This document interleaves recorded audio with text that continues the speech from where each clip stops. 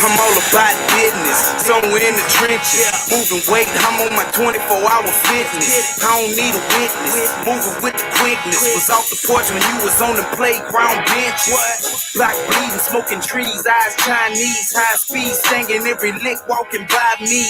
I'm sticking to the cold like a Siamese. Twin Glocks on me, shoot 'em up like some IVs. Pushing flowers, test me and you'll be pushing flowers. Smoking sour in the kitchen when it's cooking hours. Not an author, but we could push a book of powder. Leave you wet like you took a shower. For fucking with my bitch. What up, world? What up, family? What up, Fight Fam? It's your boy Mac with Stay Ready Boxing TV coming at you with some news you can use. Hey, man. So dig these blues with another episode of RingSide Views, man. I'm here by myself, right? For now, you know, I know the family gonna come through. I know it's gonna come through. I know the brothers falling in. What's up with it, Phil J508? What's up with it, Mr. Sheldon? What's up with the Good Vision? My brother Jay Goody with the hoodie. Say, bro, you know what I'm saying? I done joined Team Ballhead, man. You know what I'm saying? It feel good, champ. This shit. It's just that cold breeze. I don't know if I can take it. I might have to grow it back out. You know what I'm saying? I might have to grow it back out, but I do look good with it. I ain't gonna lie to you, fool. Look at that shit. That bitch shining than a motherfucker. I'm talking about I got the bowling ball swirl on that bitch. Y'all see me? You feel me? You feel me? Hold on. I'm talking about, boy. Man, hold on, man. I gotta look at the ambiance of that bitch. Hold on, man. You see how that bitch faded up though? Oh yeah. You know, I had to change. I had to switch it up on you niggas one time, man. No, but on the cool, man. I shaved my head because a friend of mine was diagnosed with stage 4 breast cancer, and she's going through chemo, and she lost all her hair. And I told her, once she started losing her hair and she go bald, I'm shaving my head.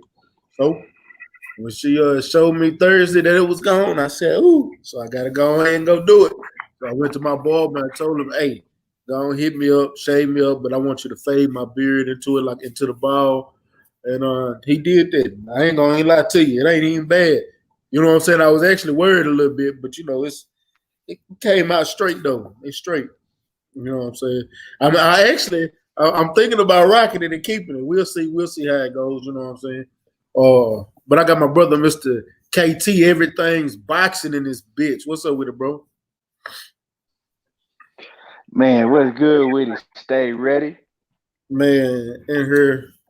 And like swim well without the chin hair, my brother. You know me, just trying to put some paint where it ain't and cut like a Band-Aid. You know what I'm saying? Already, man. Hey, man, that shaved head, that shit fits you for real. I know it kind of threw me off, for real, man. It really do. I might have to keep it. I'm gonna grow the tape out one more time, and I'm gonna look at it and look back at that picture of me being bald, and I'm like, shit, I might have to go ahead and evander that hoe. Man, you when I seen you, man, you look just like my pops, man. One of my pops, you know what I'm saying, childhood homeboys and shit. His name Arvan, man. You look just like him, man. But he got a bald head. Y'all the same size. Look, when I seen, I was like, man, look just like it. You know the funny thing is, I was talking to somebody the other day. They said, man, you got this young Jeezy look. I'm like, nah, y'all tripping now. I was gonna think everybody was gonna say I look like Rick Ross, because they already was calling me Rose anyway. Rick Ross. That's what I was getting, but you know, somebody said I got this young Jeezy look. I'm like, damn, you know what? Hey, that shit fit you though. You know, everybody can't rock that bald head. That shit fit you. You ain't bullshitting. You ain't bullshitting, man. What's up with the CB Spokes? What's up with it? Jay Goody said it's a good look though, man. I appreciate it. You know what I'm saying? I might keep this bitch. I don't know. I might have to keep that bitch. I ain't gonna lie to you. We'll see. I might come to the. I might show up at that Earl Spence fight in Dallas with Yeah, that bitch with a whole new fit. man. That's what about. I might throw a suit Hey, on. man. Just You know, we gonna have to. Hey, and what I happened? was telling Money. I said, man, I might hit that bitch with a mink coat on. I might throw the mink coat on for that goddamn Errol Spence joint, man. I'm gonna have to go in there, man. I'm gonna be up in that bitch clean. Nigga say he coming in that bitch like Frank Lucas. Oh shit! For What's up real, with it, man. Quickly? What's up with it, with Lee, man? Appreciate y'all coming through. Quickly, you see it? You in here late? You see it? You see it? You know what I'm saying? Y'all see it? Ain't no surprises. I just had to show you one time. Nah, man, I've been looking at some suits. I said, man, I'm finna get back to rocking my suits and shit again, man. And I ain't gonna even lie to you. I ain't no bullshit. I might step up in that fight with a badass suit on. Badass suit. Badass. Man, let's do it. I ain't tripping. Let's do it, man. Yeah, I'm for real because I got some clean suits too. I'll step off in that bitch in a suit in a minute. I'm telling you, I was gonna go to my this dude that tailor my suits and see what he got up there, what new he got up there. You know what I'm saying? I've been fucking with this dude for years, but I hadn't been over there in about a year. But it's been about 3 years since I've been over there. Since I bought me in the new suits. Yeah. Man, that's what I was. For real. I was. It's funny because on my, I think I was on. I think Friday when I was on there, I was telling Money. I said I'm gonna step in that bitch either in a mink coat, suit, a tailor made suit. I ain't I gonna said lie to we you, bro. you know what I'm saying. We got to show up in that. I can't We wear got to no. show up in that bitch clean. Yeah, you. I can't wear no suit if it ain't tailored. I ain't gonna lie to you. I don't like. I ain't. I'm not that nigga that's gonna pop up in that Steve Harvey ass suit. Nope, that is not me. That bitch got to be fitted to the suit. I ain't lying. I am not lying. I like my suits fitted. A tailored suits are comfortable in a. Matter of fact, hold on. I'm gonna show y'all. Bro, I can't. I gotta have a tailored Hey. suit. No bullshit, bro. Look, I gotta have a tailored suit, man. I can't rock that Steve Harvey shit. Yeah. You got to. Nah. So, You can't. Hey, hell no. you know what I mean? For real, man. Uh, I love rocking me a clean suit. You know what I'm saying? When the occasion right. yeah, and that's the occasion. I'm telling you, that's the Yeah. one. Yeah, you know what I'm That's saying? We that's all gonna have to link up and show out at that one for real. yeah. You know what I'm saying? Yeah. Yup. I You can't know what I'm rock saying? them bag ass Steve Harvey ass suits. My shit gotta Hell no. fit to. You know what I'm saying? That Hell shit gotta no. fit properly. You see how that bitch fit? That motherfucker gotta fit proper with the right shoes Yeah, too. see, yep. That's how yep, with the right shoes too. With the right shoes. And them the brown shoes, that would throw the whole thing off. You know what I'm saying? For real. Yeah. Salute, Crystal. Appreciate you coming through. What's up, Renee Box Young, man? Appreciate you coming through. He said, weather might not be right. It was 95 here yesterday. Bro, that's December. It's Yeah, it's gonna always be the right cold. weather for a suit. I'm going to tell you like this. Real talk. It might not be suit jacket weather, but I can throw that vest on with no tie, with the right pads.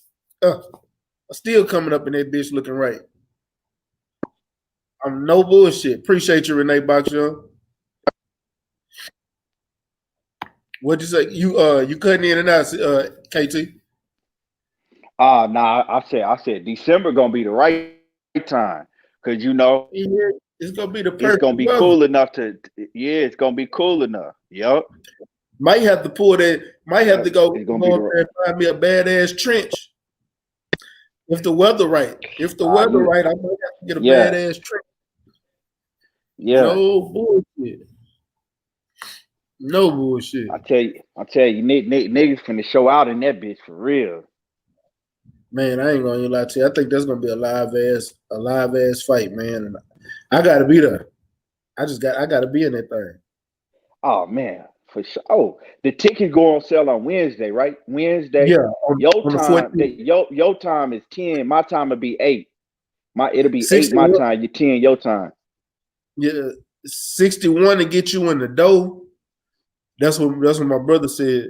Let me show y'all how, nigga, this was me when I was younger. Walking around looking like Suge Knight and shit. Still not in a Steve Harvey suit. Yeah. Still not in that For baggy real. ass. Pin- You know what I'm saying? Look at your boy in that blue. With the blue gators. Yeah, that motherfucker Yeah, clean right there. That's I'm clean. telling y'all. Gotta have a badass suit game, fellas. Got to. At all times. Got to. You got to. With You got to. with the You know what I'm pointy saying? That's what the real women, you know what I'm saying? They come through, you know what I'm Yeah. saying? They be want to catch them a clean nigga in the suit. For real, tailor made from head to toe. Facts. Suit game proper. You know what I'm saying? Suit game gotta be proper. He said, we don't. That's one thing I will say. We don't get mink coat weather. We don't get mink coat weather at all in Texas. Ain't no. He said until late January. That ain't even mink coat weather. That's cohort weather. Yeah, we don't get mink. Yeah, Mink coat. see, I just put one of them bitches. I put one of them bitches on just to really show out on some Frank Lucas shit. Yeah, that's it.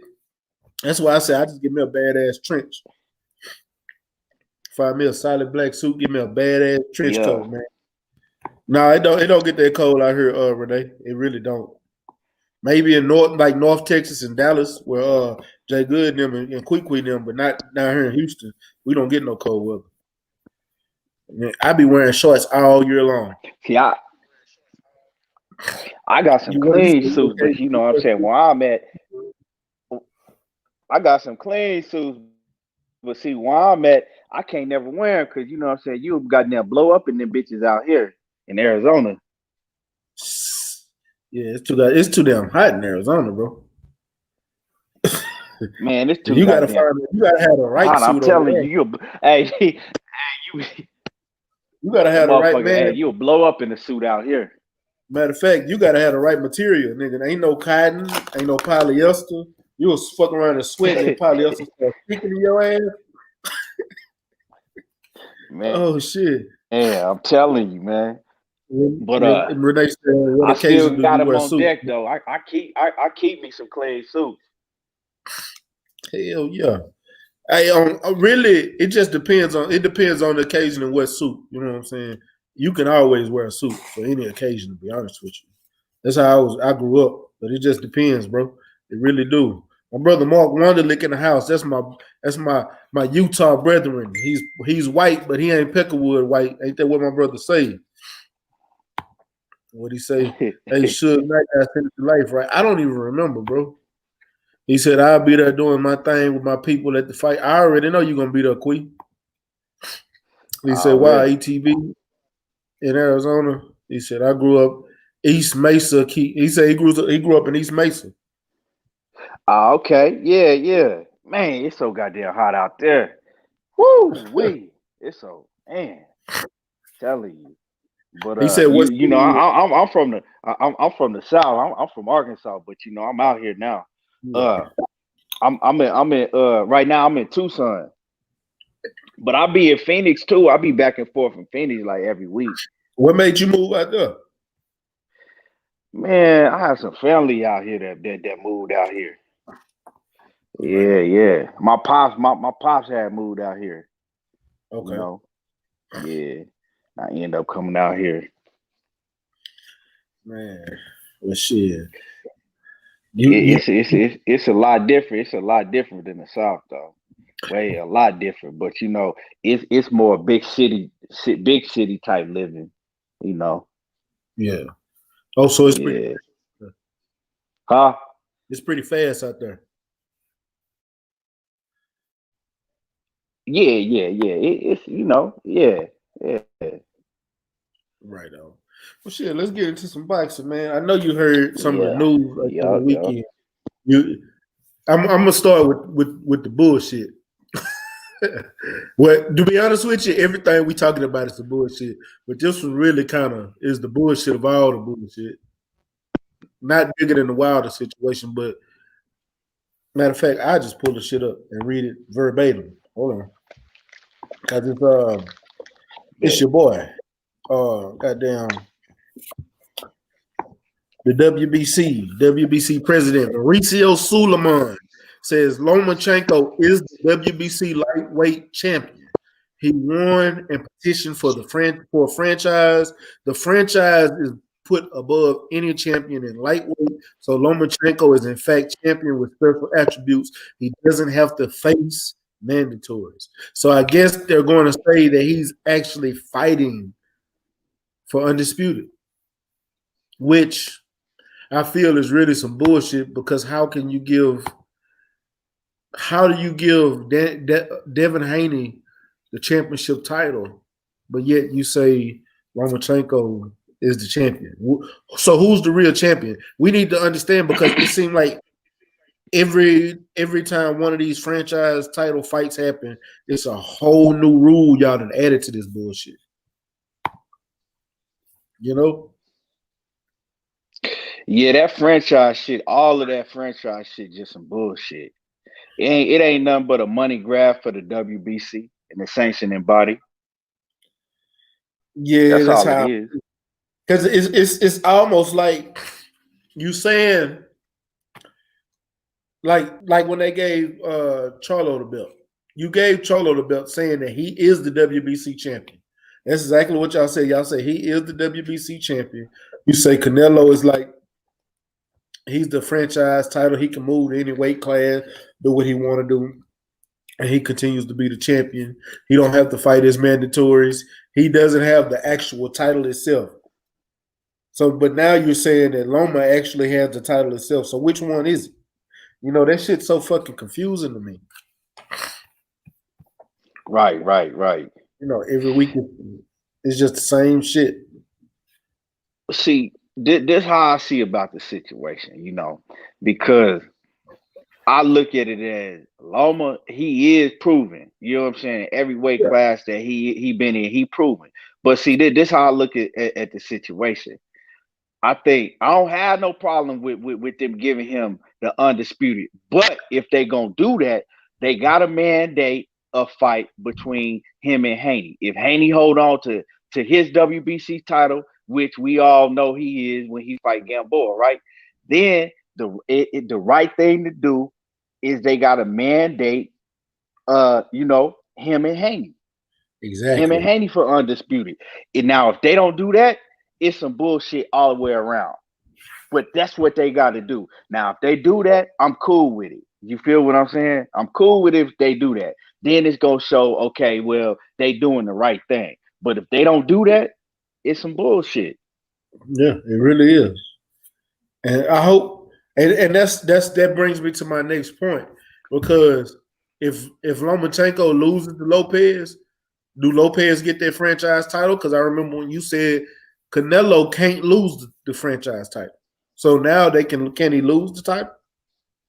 Like, there's so many questions that need to be asked. And I'm looking at this franchise shit like if he goes to fight Devin Haney and Devin Haney being a WBC title holder and Devin Haney beats Lomachenko, now can he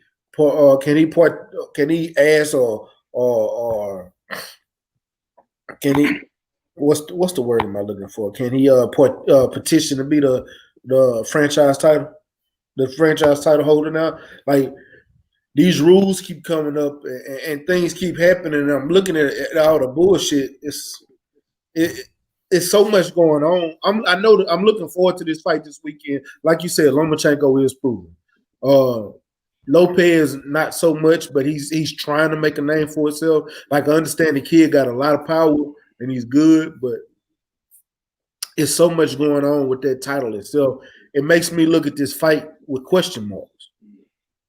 Well, see, stay ready. See, the thing, the reason I said Loma, if Loma win, is because Lopez, he didn't made it clear that, you know what I'm saying, win or lose or draw, he going up to 140. He said he going up to 140 pounds, whatever happened. And he said he really want to face the winner between Josh Taylor and Ramirez. But see, Bob Arum, he trying to get him to face what's his name, the Puerto Rican cat, Verdejo. Bob Arum want him to fight Verdejo at 140. But then he like, I don't want to fight no Verdejo. Like, who is Verdejo? What he gonna do for me? Right. Which is right. You going in and out.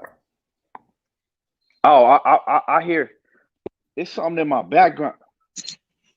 Wait, hold on. Something messing up on my I don't know what this is. Hold on. What?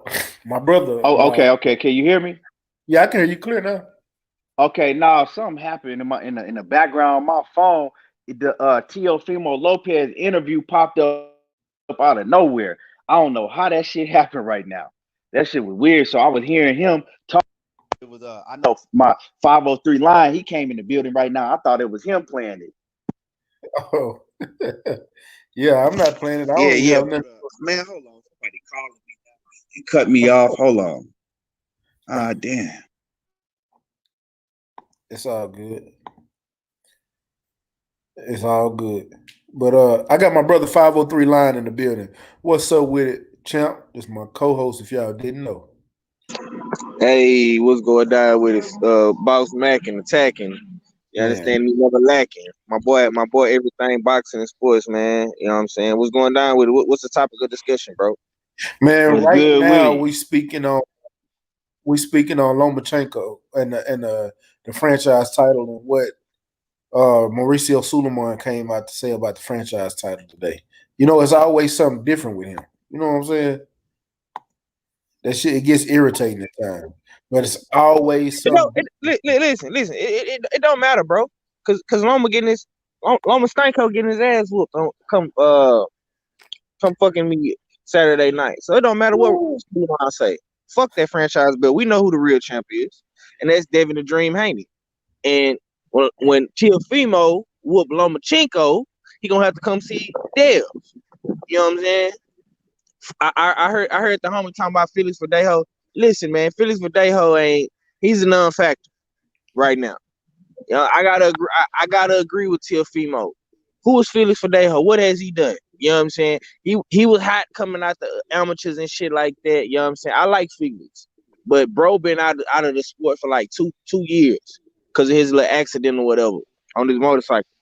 You know what I'm saying? He looking good, but he ain't fighting nobody right now. Now, if you want to say who ain't fighting nobody out of all of the lightweights and you know what I'm saying, 140 pounders, it's him. You know what I'm saying? But listen, man, that we was there that day when last year when they did that shit to Jamal, bro. And this whole franchise belt shit, man, it's another way for Suleiman to protect his favorite fighters, bro. He gonna protect Canelo at all costs. He trying to protect Lomachenko at all costs. But the thing about it is, Bob Arum is trying to set Teofimo up to be the next star in Top Rank. This is why he putting Lomachenko in the ring with him right now. You know what I'm saying? I honestly don't really care about the franchise belt, man, because it's a fake belt. If you want to say anything, that's a fake belt. That's a fucking a PC belt, a protective custody belt. You know what I'm saying? If you want to be in protective custody, become a franchise champion. That's the truth. It really is the PC belt. I can't take it. I can't take nothing away from what you're saying on that. It is a protective custody belt because you saying with that title, I don't have to fight my mandatory. But and what I remember, didn't they? Now I'm gonna ask you 503. Didn't they say if Canelo if he lose a fight, he don't lose his belt? Right. That applies to all the franchise champions. Right. If you lose a So let me hold on before you go. Go Let me read what Mauricio Suleiman said. He said Lomachenko is the WBC lightweight champion. He won and petitioned for the franchise. The franchise is put above any champion in the lightweight. So Lomachenko is in fact champion with special attributes. He doesn't have to fight mandatories. So with that being said, they're basically saying that this fight is for undisputed. That's basically putting it in whatever way they want to. So my thing is, if Teofimo goes in here and beat Lomachenko, are y'all going to give him their franchise title? No, because you cannot lose the franchise belt. Only way you can lose that motherfucker is if Suleiman want to take it from you, bro. That's what I'm saying. That's what's confusing me. What's up, J.A. Dixon? Appreciate you coming through. See, the whole franchise shit some bullshit. You know, I don't know if y'all remember when Suleiman he came out, right?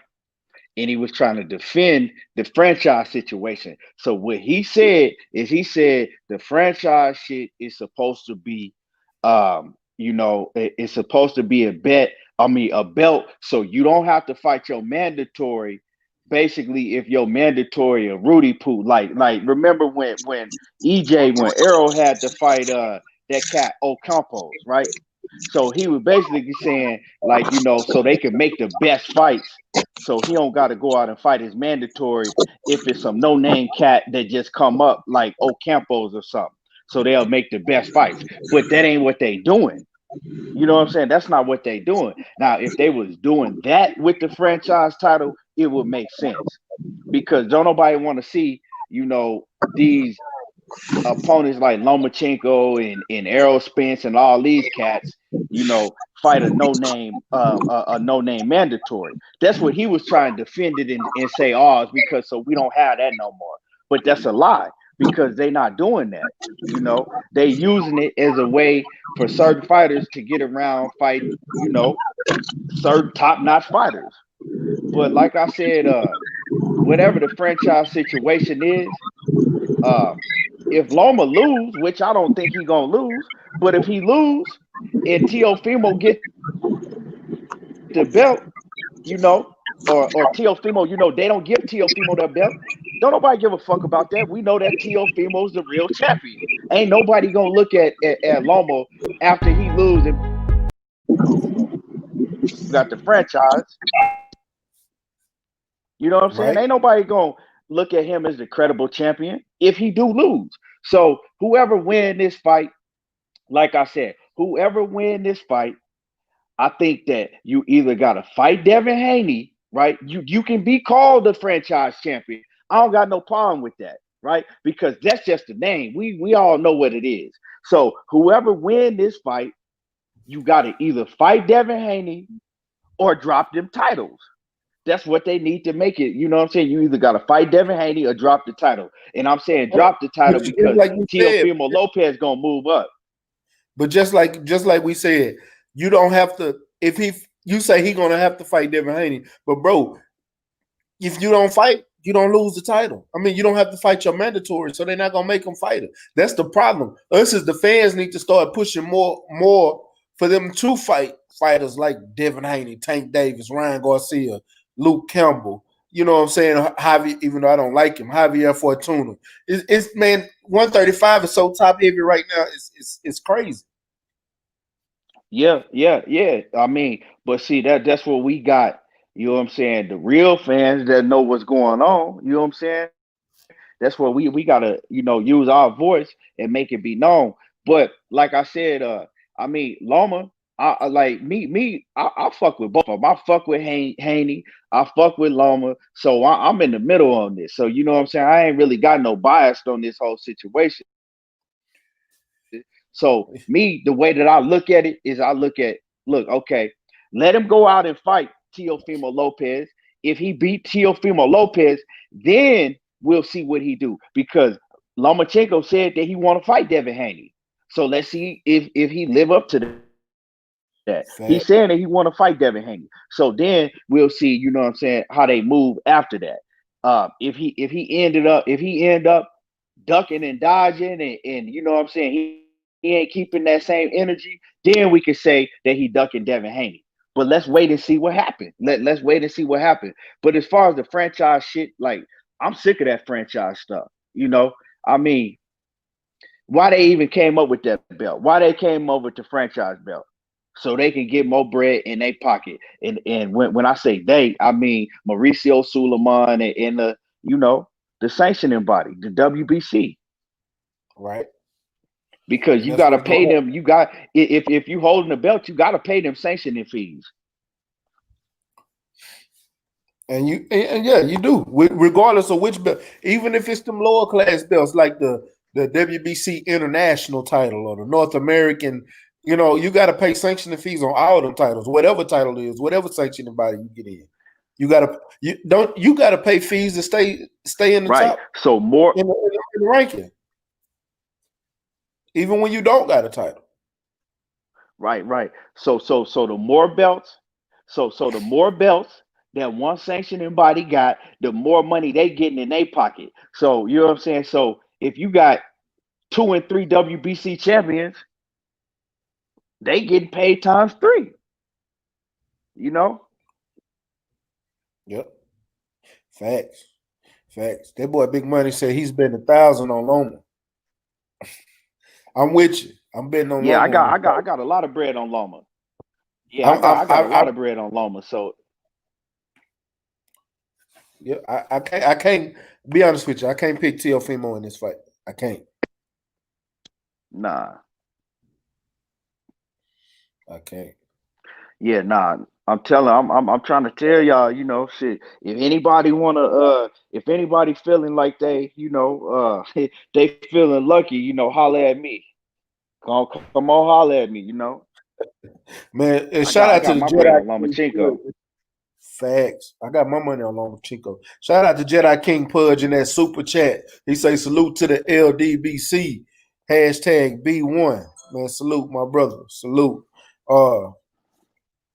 Hey, and for those of y'all that the call in line is open, y'all can call in to the show, give us your takes on whatever topic of conversation we speaking on. You know what I'm saying? Even if you want to go back to something we were talking about earlier. But I'm for to move on from Lomachenko because at the end of the day, it gets tiring talking about it. But I do want to see now. We talked about some of it last week, but especially with everybody calling out Charlo. Now Daniel Jacobs then joined the Charlo sweepstakes. Daniel Jacobs, Mister, Hmm. I've been touching M's. Man, what's your thoughts on that fight? And is it a fight that you really want to see? Well, I mean, what was it? 2017, 2017, 2018. Uh, a few years ago, this fight was big.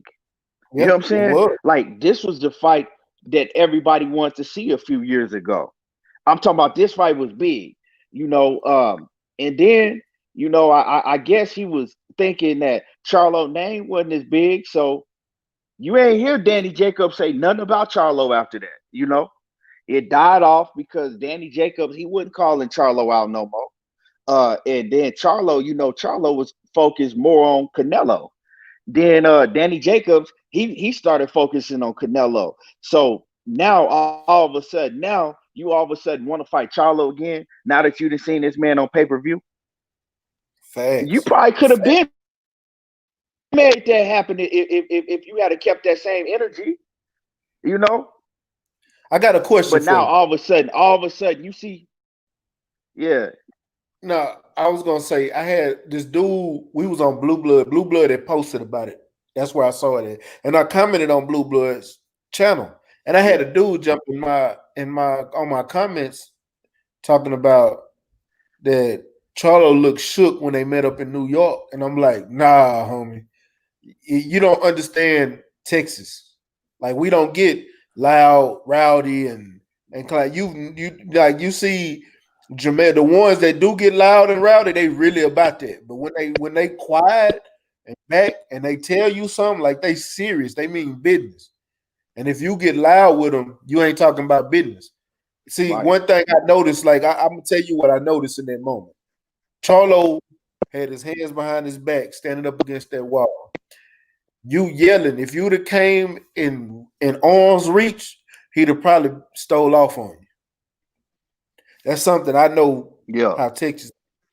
He also said while he was doing all that rah-rah shit, he said, if you drop your fight, I drop mine, let's fight. Then that's when the comments from Daniel Jacobs came out. Man, we touching M's over here. We touching M's over here. Y'all ain't even touching M's. What's that got to do with us fighting? You right. I drop Yep. my fight, you drop your fight. Now we can fight. You see the difference in just because I got a lower tone, don't mean I'm shook. It doesn't mean that I'm not. That means I'm not about that rah rah shit. I mean I'm like beast mode. I'm about that action, boss. It's just that simple. Do you think just from that exchange right there? Because I heard people say Jacobs wanted to fight him. I didn't. To me, I didn't see somebody wanting to fight him. I see it sound like the dogs at the fence. The dog is all barking till you open that fence, and now he quiet and walk off. Hey man, I look at that whole situation and cats that saying, "Oh, he was scared, he was shook." First of all, why would he be shook or scared when they talking? You know what I'm saying? When he talking about fighting a man anyway. Oh shit! I don't know what happened to bro. Bro done bounced on me, but yeah, he'll be back. He probably got a phone call. Stay ready. Stay. My bad. Yeah, Loma. I see this as a competition, a competitive fight. Man, I'm not sure yet. I gotta have. I'm sure. I'm pretty damn sure. Man, you got a phone call, champ?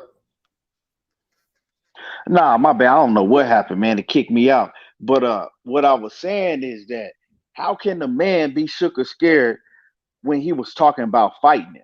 You know what I'm saying? He's sitting up on the wall talking about fighting the man. Exactly. So if he was shook or if he was scared, why would he bring that attention on to himself? Speaking about making a fight with a man that he shook or scared about. I'm gonna just tell you like this. These Oh scared shit. or don't want to get in the ring with a fighter, they not gonna voluntarily bring their name up. They not gonna do Exactly. that. They're not even going. They not gonna bring another fighter name up that they shook or scared of unless they just cornered into bringing them up. He did that on his own. You know what I'm saying? He did that on his own. So people forgetting another reason the fight didn't happen is because Danny Jacobs was acting like he couldn't make 160 no more. He Yep. moved up. He moved up. Now, I'm a fan of both fighters. You know what I'm saying? I'm a fan of both fighters. So, like I said, I don't have no bias. I think it'd be a hell of a fight. But if Me. Danny Jacobs wanted to fight, he could have stayed on Charlo's helmet and he didn't have to move up because he moved up to 168 after he fought Canelo. But it Yep. was still work to be done at 160. Why Bro, it you was. move Bro, up and it's you know it's still work to be done at 160? a lot of work to be done at 160. At that time, Charlo had just got the belt, and he had just fought Brandon Adams before he fought Dennis Hogan. You could have fought him because he was looking for a opponent, but you decided to move up, so he ended up fighting Dennis Hogan, and you went and fought Julio Cesar Yeah, Chavez, and you who I fight. don't even like speaking of no more. Come on, dog. You fighting Julio Cesar Chavez like that motherfucker the embarrassment of boxing. Bro, like a motherfucker, big You know what embarrassment. I'm saying? And you fight him. Come on, Yeah, dog. and I know I got my brother Renee Bakshan just called into the show. What's up with him, my brother? Hey, what's going on, family? Everything Boxing 503. What's good, man? Thanks for accepting my call. Man, always. What's good, Renee? What's your take on the topic at hand? I remember some time ago I mentioned this. When I would throw some lives, I throw lives, and I don't remember when it was, but I'm not the best in recalling times, but I know it was some time ago. And talking about Charlo and Jacobs, and I loved how the FTB today broke it down. He broke it down to the last, word said, and you can tell, man, that Jacobs used that alibi of touching ends to avoid it. We know. And that would have been the perfect time for them to fight. Perfect, man. But it is what it is. They didn't fight, and I think mostly because of Jacobs for something with that money. He didn't want to do it. So apparently, now that I guess he's calling him out, Jacobs is coming back and calling Charlo out. I think it would be a pretty. I don't think he would walk through Jacobs, but I think it would be a lot easier for Charlo to take him out now because Charlo's in his prime. Charlo, especially as you guys know, with the Derevyanchenko performance, man. Charlo, he's still learning because we saw some new things when he fought Derevyanchenko, so he's still growing. And seeing how good he is at the level he's at right now, he's just gonna get better and better, man. So, and that's why everyone's clamoring for. We see more people clamoring for Charlo versus Canelo, not Charlo versus Jacobs, because everybody knows, real boxing fans know that Jacobs, I don't think he would put up a good fight against Charlo as far as competitiveness. You know what I mean? So I don't know why Jacobs is calling out Charlo, maybe for the money, but I really don't see Jacobs really hurting Charlo at all, man. I don't either. And I want to before I answer what you were saying, boxing truth serum. I'm gonna tell you what. I want if you got time, the number is at the bottom of the screen. You can call into the show, and I will repeat it again. Just because somebody is louder than the other person does not mean that person is shook or their energy drop. He gave you that same energy the entire time. He said he made the comment. You drop your fight, I drop my fight, and we can make a fight. How was that? His energy drop. He told you straight up, let's fight. He was willing to drop his fight to fight Daniel Jacobs. How was that an energy drop? See, people, y'all confuse me because if it was the same thing in person and you were standing there and you come and you about that action, you ready to fight while somebody is getting all loud, and all you telling them just come in my space, just get it on arm's reach. Oh, what's that old saying when we was in school? Man, you swing it. Hey, if you swing the first punch, I'm gonna beat your ass. You see what I'm saying? But you calm the whole time, just waiting on him to make that first move. That's all you waiting on. But you didn't hear nothing. They didn't do nothing because he was all rah rah loud, like the dog at the fence. And when you open the fence, he takes off running. He's barking and making all that noise from a distance, but he won't get up on you. That's the difference. The energy levels don't. The energy level to me, Daniel Jacobs' energy was off. And what Renee Bachung said, if they were to fight right now and it being competitive, I don't know because that's that traditional boxer versus puncher. When Daniel Jacobs is the traditional boxer, but he has his moments. But he's the boxer, and you got Charlo, who's the puncher that can box. You know what I'm saying? And I think it would be an interesting fight for the visual aspect, but I don't think it would last long because Daniel Jacobs is very chinny. That I do know. And I think I don't think he can take one of those punches. But I think it would be a good fight for at least 6-7 rounds. Just before I go, I don't know. I don't even buy that whole Jacobs, being the louder guy and Charlo was scared when they were facing off there. I mean, if you want to talk it like that, it's like people try to use that point to defend Jacobs and, Charlo didn't want to fight him because Jacobs was the one, yelling and screaming at him or whatever, right? I mean, it's not about that because you go back to Manny Pacquiao and Thurman, who was the one who was more vocal, who was the one who was, speaking louder, you know what I'm saying? It was Thurman, you know what I'm saying? And you go back to even, Adrian Broner. Pacquiao's a quiet guy too. So, Adrian Broner, Pacquiao, Adrian Broner was the one who was speaking more, speaking out. So it's not necessarily, that's a weak argument to say that, Jacobs was the one that was in his face and loud and, Charlo was quiet. I mean, that doesn't have much to say. Big Maul has always been quiet. Y'all only see him speak rah-rah when somebody really has agitated him and he on Instagram Live. But other than that, you don't see him big talk. Even at press conferences, have y'all seen him? Even at the press conference with him and J-Rock, J-Rock was talking all that shit. You didn't hear Charlo get loud and talk. nothing. He was like, when I get in this ring, I'm gonna beat your ass. That was it. Yep, pretty much. I'm gonna go right now, man. Thank you so much, 503. Thank you so much. Oh, that's KT. Ready. Thanks so much, man. All right, KT. What was you finna say a minute ago?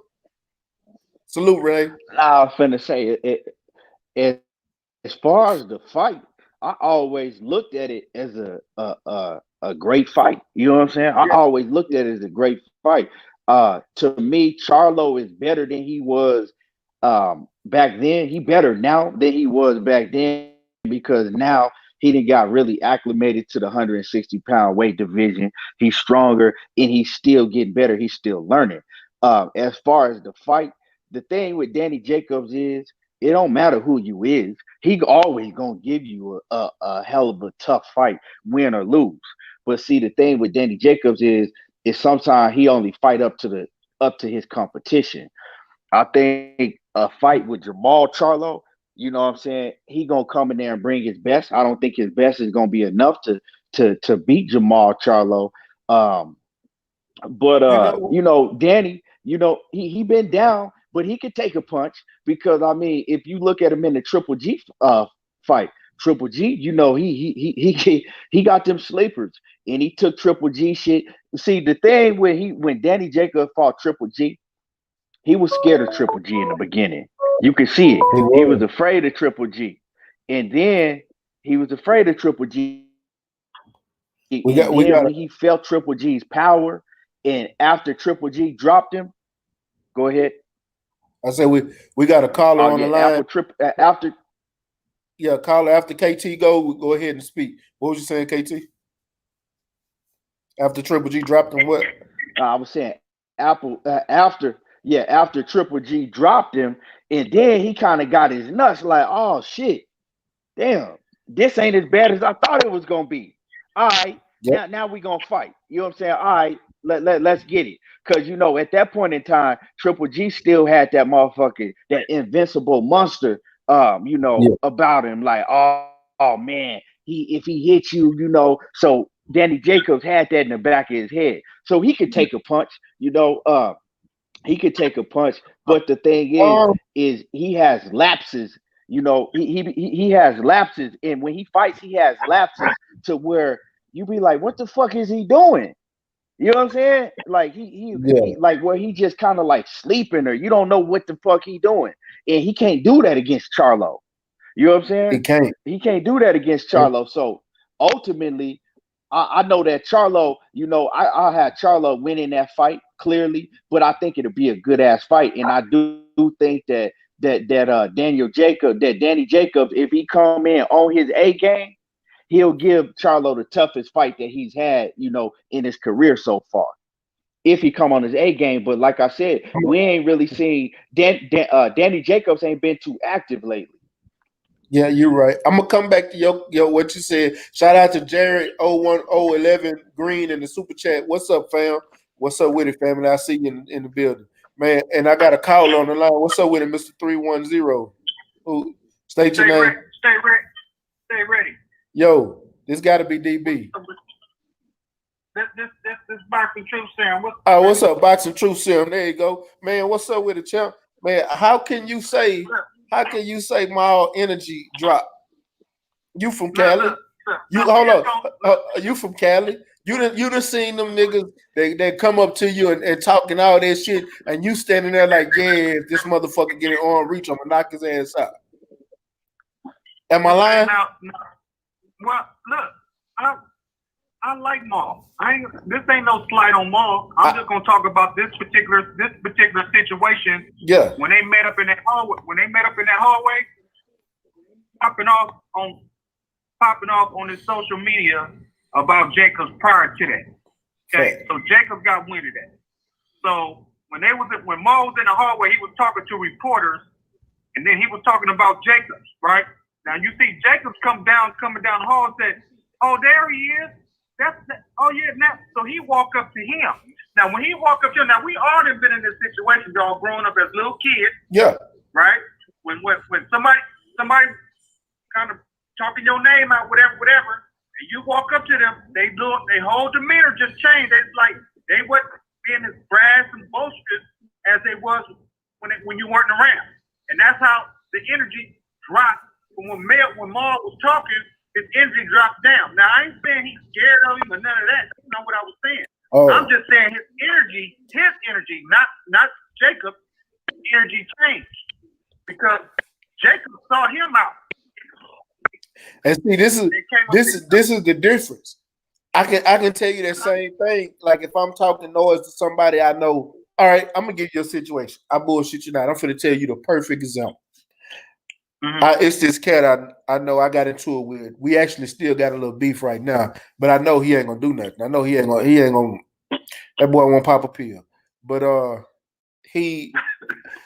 I've always been around him, you know, coming up, and he was always the loud talking about what he'll do to somebody, this and that. He bumping loud, trying to punk people using his voice. He a little short dude. You know what I'm saying? I always seen it, but I never thought nothing of it. Me and him, actually, he started not liking me because when he got out of the pen, he started talking to one of my exes. But you know, I didn't think nothing of it. I was still cool with her. She seen me at a softball game and gave me a hug, and from that he started feeling intimidated or felt a way about me. So later on, they not together no more. I'm not talking to her. That's way past its expiration date. But I started talking to this chick. He see that I'm talking to this chick. He found out about it, and now he's in her inbox shooting hard, talking about why you with that pussy nigga or all this extra rah-rah shit.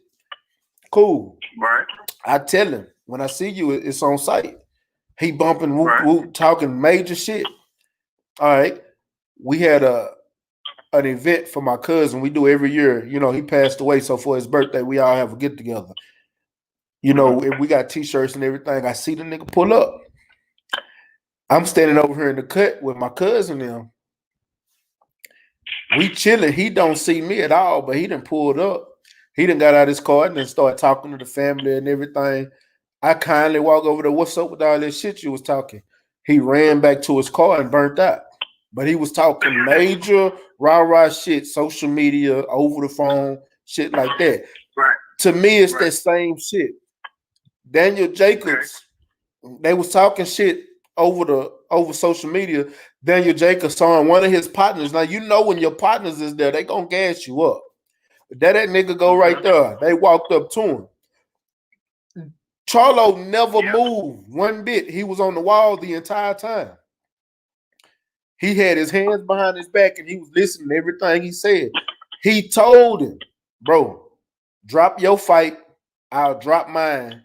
Let's fight. Okay, but that's don't work like that. You can't just drop no fight when you already signed your contract unless you Andre or somebody else. No, don't do that type of shit. I'm gonna tell you where you're wrong because you can. See, what you can do is you can go to them fighters and offer them step aside money because the contracts is signed.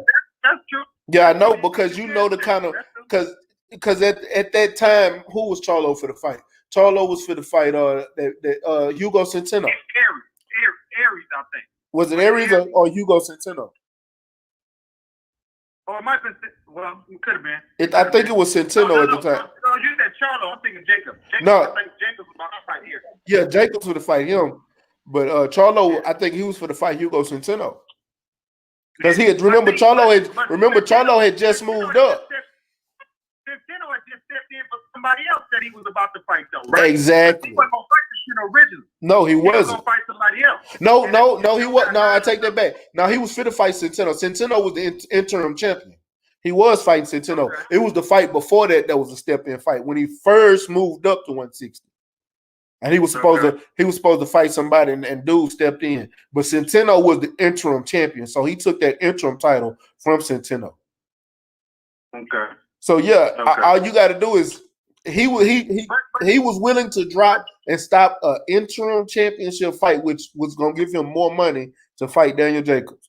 That tells me more. But you got to admit that only really happened. That step aside money only really go down when you fight on two different networks. That don't really apply to you. True. That really don't apply to you. They on two different networks. Jacob was on the zone. He on PBC. So that step aside money that really don't apply. They still, even though they both got Al Heyman, but he messed with Eddie Hearn. No, he wasn't with Eddie Hearn yet. He didn't remember. He didn't sign his Eddie Hearn contract until the Canelo fight. He wasn't with Eddie Hearn yet. He was still under. No, yes, he was. He was on DAZN. He was on DAZN. His first fight on DAZN was Canelo. All them other fights were still on HBO. No, he fought Aries. He fought Aries on HBO. He was still on He HBO. He was still on HBO then. The first fight on DAZN was Canelo. No bullshit. Okay. All right. I thought he was on the zone for a few fights. No, he hadn't been on DAZN that long. That was way before DAZN. That was before DAZN had even really, you know what I'm saying, came out like that. Yeah, because the DAZN didn't even launch until, man, what was his first fight on DAZN over in Americas? Wasn't it matter of fact, Demetrius Andrade, Billy Joe Saunders was supposed to be the first fight in America, that was supposed to be. Yeah, that was way before that fight. Because that was at the Barclays Center. You know, the Charlo brothers went to. The Charlo brothers was in New York. They was out of their 2017. Yeah, wasn't that 27? That was 2017, wasn't it? Yeah, it was 2018. It was like August of 2018. Oh, it was 18. Okay. Okay. Yeah, it was 18. It was that summer.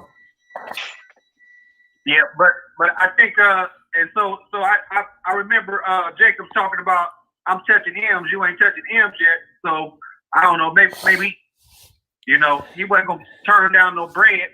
To me, we already locked in to fight Charlo then. But see, they still could have got it on. But here's the thing: Jacob was getting too big for the division anyway. Even when he fought Canelo, that weight, especially when Canelo put that little fuck bullshit up in there, you know what I'm saying? So he was getting too big for the division anyway. He was going up regardless. And the only reason why he fought that Chavez Jr. dude was just like a welcome to the division type of fight. That wasn't supposed to be really nothing. That was just something to do until he gets something better. So so let me ask you this: if Jamal Charlo and Daniel Jacobs was the fight right now, what weight class would it be at? Because Charlo is the champion at 160.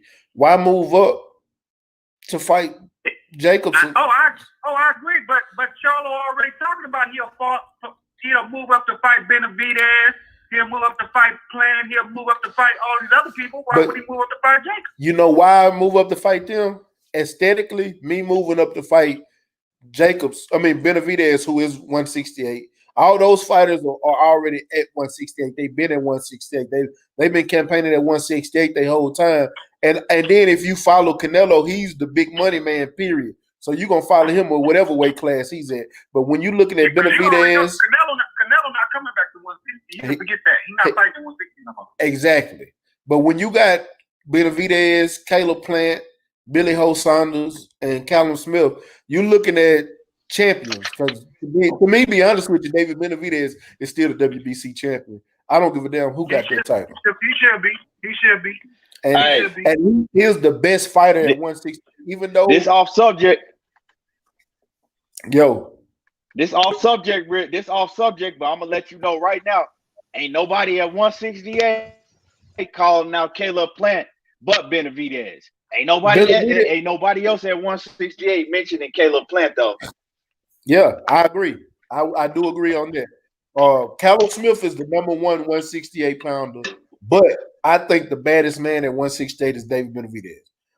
And I give Caleb Plant all the props in the world because, like you said, ain't nobody but David Benavidez even worried about it. Canelo tried to pull some funny stuff with him, and he wasn't about that. He said, I'm a champion too. But David Benavidez, I think he gonna get his belt back or whatever, or he's gonna petition for one of the belts. I would love to see him go up and get that WBA belt from Callum Smith though. Yeah, and that would have probably been. I think the best at 168 Plant. They were supposed to be lining them two up. If he not missed weight and lost his belt, that's probably be the next fight. Yeah, because they've been talking so much goddamn head to each other. They got to get in the ring. They do. They really do. and then we'll see who is the coldest. 503, you back? You good? Yeah, I'm back, bro. I'm back. I had a lot of ripping and running I was doing earlier, but I'm back. All right, we got the boxing serum on the call. Who that?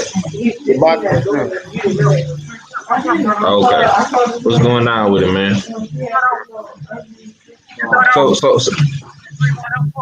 Yeah, I thought that was my yeah, he'll call in a minute. Probably. Yeah, we from the same area. Right on. So y'all I'll be over there hanging out with my brother Fred. I ain't linked up with Fred yet, man, but Fred ain't too far from me. He like a couple cities over. He like in Ladera. I'm in Redondo Beach. Okay. But I grew up. My family from 60th and Hyde Park, which is right next to where Fred is. So. Okay. Well, next time you see my boy Fred, tell him his brother stay ready. Say what's up with it, man. It's hard catching his show sometime because he be, y'all California time, y'all late in the motherfucker. Yeah. You know what I'm saying? Shit, right now I'm in Atlanta. Shit, I just came out here to Atlanta a couple weeks ago. Shit, I've been out here for a couple weeks. Okay, man. Salute to y'all. Yeah, so I be moving. Shit. Right. But I'm gonna dial back and get back in the chat. Just listen to y'all. I appreciate you, man. Appreciate you for calling in, man. I appreciate you for letting me know. Already. All right, late.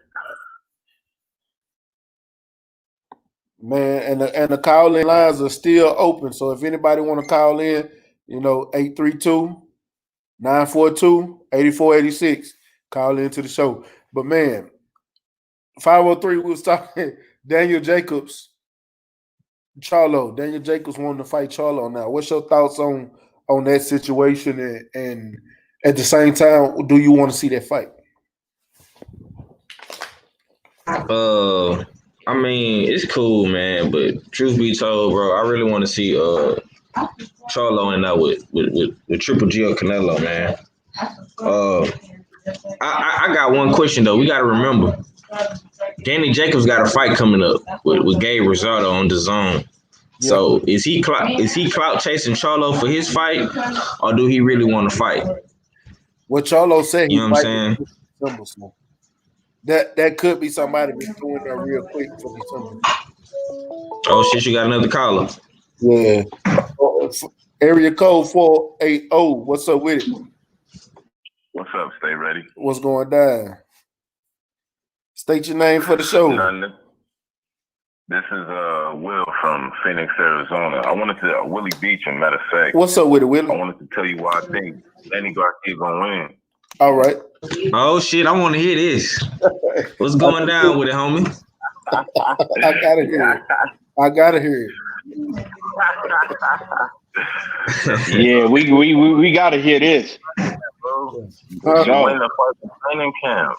But Danny Garcia has definitely had a way longer training camp. That has to play a part in the fight. It has to. I'm gonna ask you something. Isaac Redcatch was supposed to be Earl Spence. That was a long time ago, and I seen a video of him sparring, getting ready for Earl Spence, maybe 4 or 5 months ago. Okay, so I'm gonna ask you this. Just like you said, he's had a longer camp. You do know, as a fight. Well, have you ever boxed before? Yeah. Okay, so you boxed before. You know. When you have long, rough camps, that can take a toll on you getting ready for a high class, high pressure type fight, right? True. Why would you go that long in grueling environment? Because boxing training itself, just even if you just getting in shape, is grueling. It takes a toll on you, period. Sparring takes a toll on you, period. A lot of these fighters, that's why they do 6-week training camps, because anything over that, they overworking themselves. 8 weeks at max. Anything over 8 weeks, you're overworking yourself. And then you going into a fight with a pressure type fighter, a hard-hitting type fighter in Earl Spence. Why would you overwork yourself, putting that much punishment on your body getting ready for somebody. Yeah, let them keep going. I want to hear this. I'm still taking months of training over weeks of training. That's what I'm saying. Earl might be better than Danny. He might be better than Danny. I'm taking away. So hold on, stay ready. So your only talking point is that because of the training count. I mean, is that all you got? That's the only reason why you think he's gonna win? I hope Earl Spence is still him. I'm not assuming that Earl Spence is not still him. So you one of those guys that think because of the accident he's not gonna be the same. A worst training camp and him having his first sparring last week. That's not good. I'm gonna tell you, I can't say that because the fight not till December the 5th. This fight is still 2 months away. 2 months away. He just sparred last week, and the fight is 2 months away. That means he's having an 8-week camp. So he's already got his first sparring. He's already in shape. So unlike the fight with Sean Porter, unlike his fight with Mikey Garcia, he didn't have to go through a weight loss while he's in camp because now he's already at weight and he can just focus on being in camp and specifically training for this fight and also doing more strength and conditioning. See, this is the part where Danny Garcia needs to worry about because he's not in a fat camp this time. He's going to be doing strength and conditioning, getting ready for this fight too. Now with that strength and conditioning and preparing for certain things that Danny got 8 weeks to prepare, that muscle memory is going to be there. I think Danny needs to worry more about his preparation than us as the fans seeing that Danny having a longer a longer training camp than Earl because Earl is having that 8 week, which is proper for a fight. I've never seen Floyd Mayweather have long ass training camps. He have a 6-week training camp. Stay ready. I want to ask you this. As far as skills are concerned, do you feel like Earl Spence is head and shoulders above all the other top tier fighters in the welterweight division? Yes, I do. See, and that's where we disagree because I don't feel like he head and shoulders above them because Sean gave him a lot of problems. Yeah, Sean did. I'm not going to say he didn't, but I'm going to tell you why I say he's head and shoulders. I think, to me, I thought Sean has the best resume at welterweight. He gave everybody problems, but the issue is if Earl Spence went in there and beat Sean Porter, he did that. He got that out the way. He went in there and beat Kell Brook, who was the boogeyman. He got him out the way. He's going in there right now to beat Danny Garcia. That's the next chess piece off the table. The only two top people left is Terrence Crawford, who hasn't fought anybody even on the caliber of Earl's record, let alone we saying that he's the top welterweight. And then you got Manny Pacquiao, who's old and in his 40s and on the down end of his career. I don't think we can even put Keith Thurman in there, even though Keith Thurman is good. I'm not taking nothing away from him. I still love to see that fight. But Keith Thurman lost twice. I mean, no, he lost once. I heard you say that Danny might overtrain, but Earl might be weight drained. He's a shrunken middleweight in reality. Not really. He was talking about he cutting weight from 180. That's that was a long time ago, though. That he lost that weight months ago. Earl been in shape for months. He been training. Earl been in shape. He been training for a long time. Yeah. Earl been in shape and training for a long time. Earl been in shape for probably like the last 5 months. He been in shape. You know what I'm saying? Before Earl was coming in at 180, 185, having to go to camp, big as hell, it just having a fat loss camp. This ain't the case this time. Like I said, exactly. That nigga with the shag is back. The nigga with the shag is back. And everybody in the division in trouble. That nigga with the shag is back. Hey, for real, y'all gonna find out. Come okay, I want to ask, bro, this. Who is your top welterweight right now at the division, bro? Who's number one? Yeah. Who is the top 5 welterweight? Let's do it that way. Yeah, okay, yeah, that's cool. Earl Spence, Danny Garcia. Oh, but in order. Yeah, in order, because I can put mine in order real easy. It's about the easiest division to do that with. Pacquiao, Sean Porter, Danny Garcia, and Terrence Crawford. So even with what you said, Earl Spence is number 1. Yeah, I'm not gonna play games with it. Like Earl Spence is definitely resume wise. If you win and you beat Sean Porter, you number 1. On paper, you number 1 because he lost a lot of rounds, but on paper, he number 1 because he won. I'm gonna tell you like Money Brown told Main Man. Go back and watch that fight with no commentary, and then come back and talk to me and tell me that was a close fight, because it wasn't. And you got to take into consideration. You got to take into consideration. He beat him at his own game. You know what I'm saying? I don't agree with that either. I don't think that was Earl Spence beating Sean at his own game. He wasn't looking like Earl Spence in there. He wasn't looking like he was fighting Chris Algieri or nobody else. Because that way, Sean had him. That's not Chris Algieri. Who look good against Sean Porter, bro? Come on, man. Don't nobody look good fighting Sean at all. Nobody. Not even Adrian Broner. He made Danny Garcia look average, bro.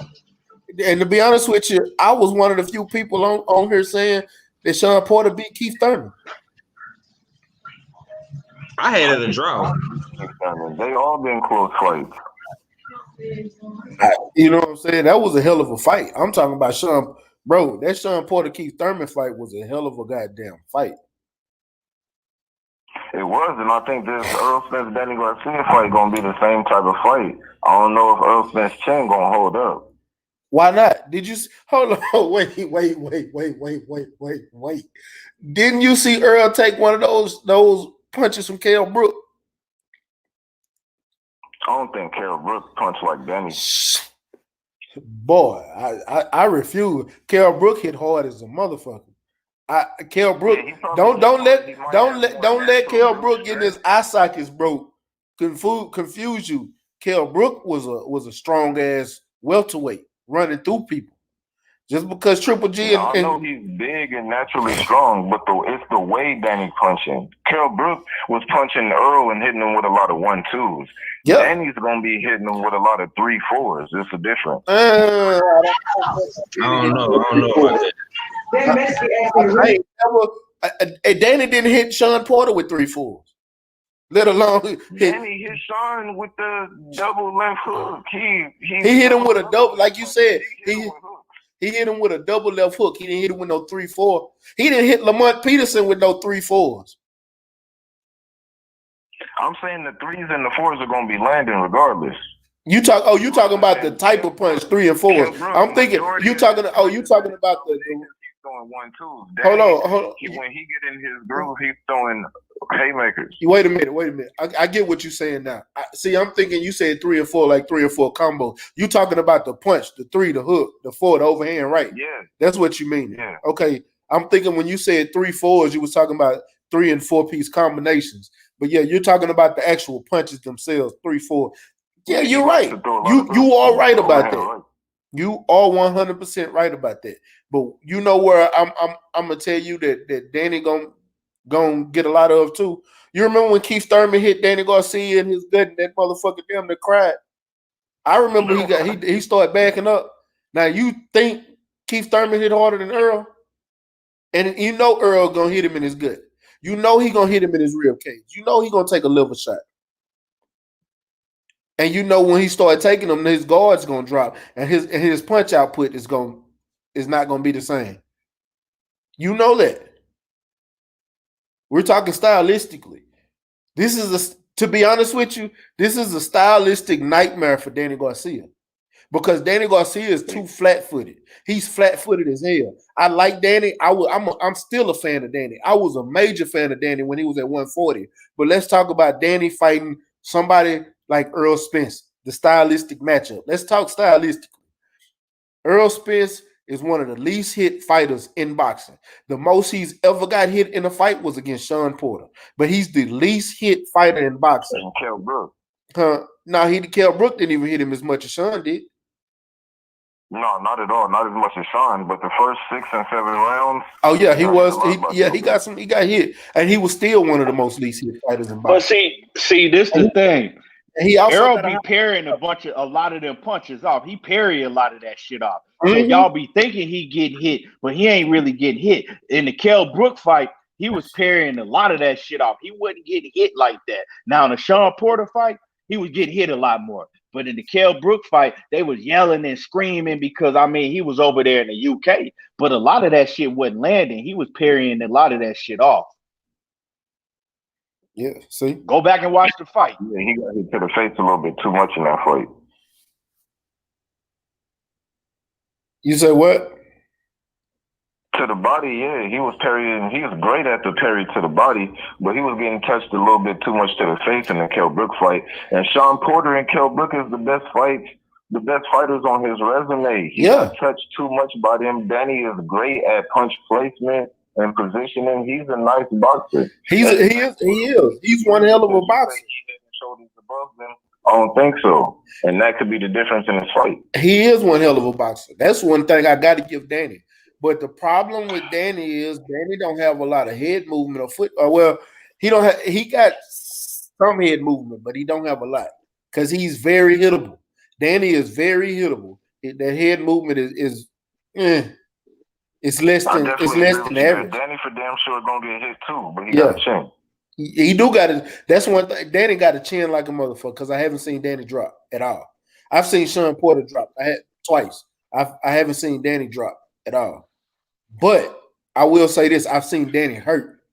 I've seen Danny hurt by 3 different people. Keith Thurman, man, was spun that nigga around. See the same thing that Danny see. If Danny touched Earl as much as Sean did, he could beat Earl, and I know that. That's what Danny was talking about. And I feel the same way. He can't get hit that much fighting Danny Garcia. So Earl is super nice. He's nice, and resume wise, he's number 1. So let me see this. No, he ain't not at the welterweight. I can't say that. I disagree with you on that. Because the only reason I disagree with you on welterweight resume is because the people that he beat at beat at 147 wasn't champions. He lost to all the champions. He got remember the title. I'm talking about Earl. Oh, I thought you were talking about Danny because I was going to say the title he got was after Floyd dropped that WBC title. Was Pacquiao, and that's not really fair. Yeah, that's it. But with Danny being, let's say, so I'm gonna tell you this. So what if Earl come in with that Mikey Garcia game plan? Danny Garcia gonna be get beat the fuck up for 12 rounds. You know why I say that? Because he's too flat-footed and he's gonna be too busy trying to walk Earl down, and Earl's gonna be boxing the hell out of him, moving and dodging and blocking and punching back, and it's gonna make Danny frustrated. And it's gonna stay there fuck around and get knocked out later in the rounds because he's so frustrated. Now he's just trying to come out and take Earl out because he's losing so many rounds, and he's gonna be punching wildly and not focusing on punch placement. I don't see Danny getting knocked out, but Earl's versatility is his best asset in this fight because he is more versatile than Danny. I'll definitely give you that. The reason I say I think the fight's going to decision, but the reason I say it gives Earl a better chance at knocking Danny out because if Danny gets frustrated because Earl is bouncing and moving around and he's he pulled what he tried to do against Keith Thurman.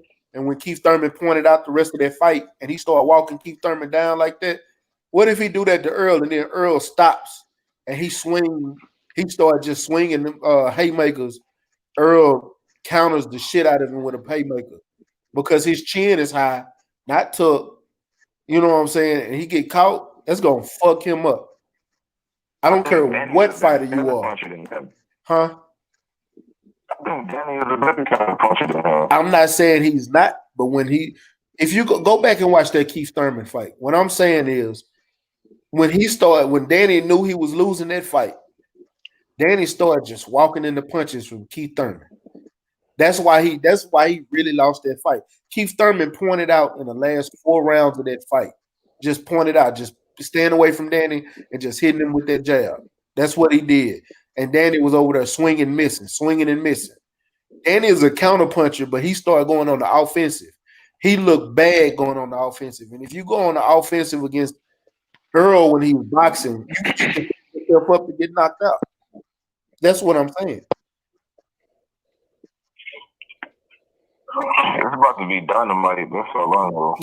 I agree with you. I can't get around the fact that I wouldn't ever shun Earl Spence. I'm not an Earl Spence hater, nothing like that. I just think, damn, you're going to take this as your first fight, and he's had a way longer training camp. If you're just a little bit better than him, and I don't know if he is, but maybe he's just a little bit better than Danny, to me, I still take Danny because he's had a better camp and you win the fighting camp.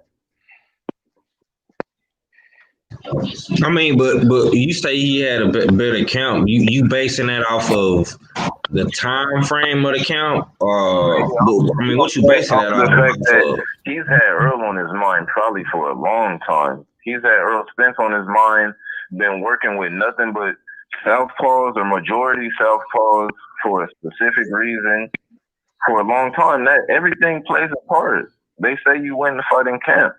Look at Danny Garcia's training camp.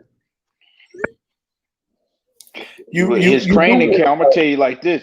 Danny Garcia came in training camp heavy, real heavy. EJ didn't.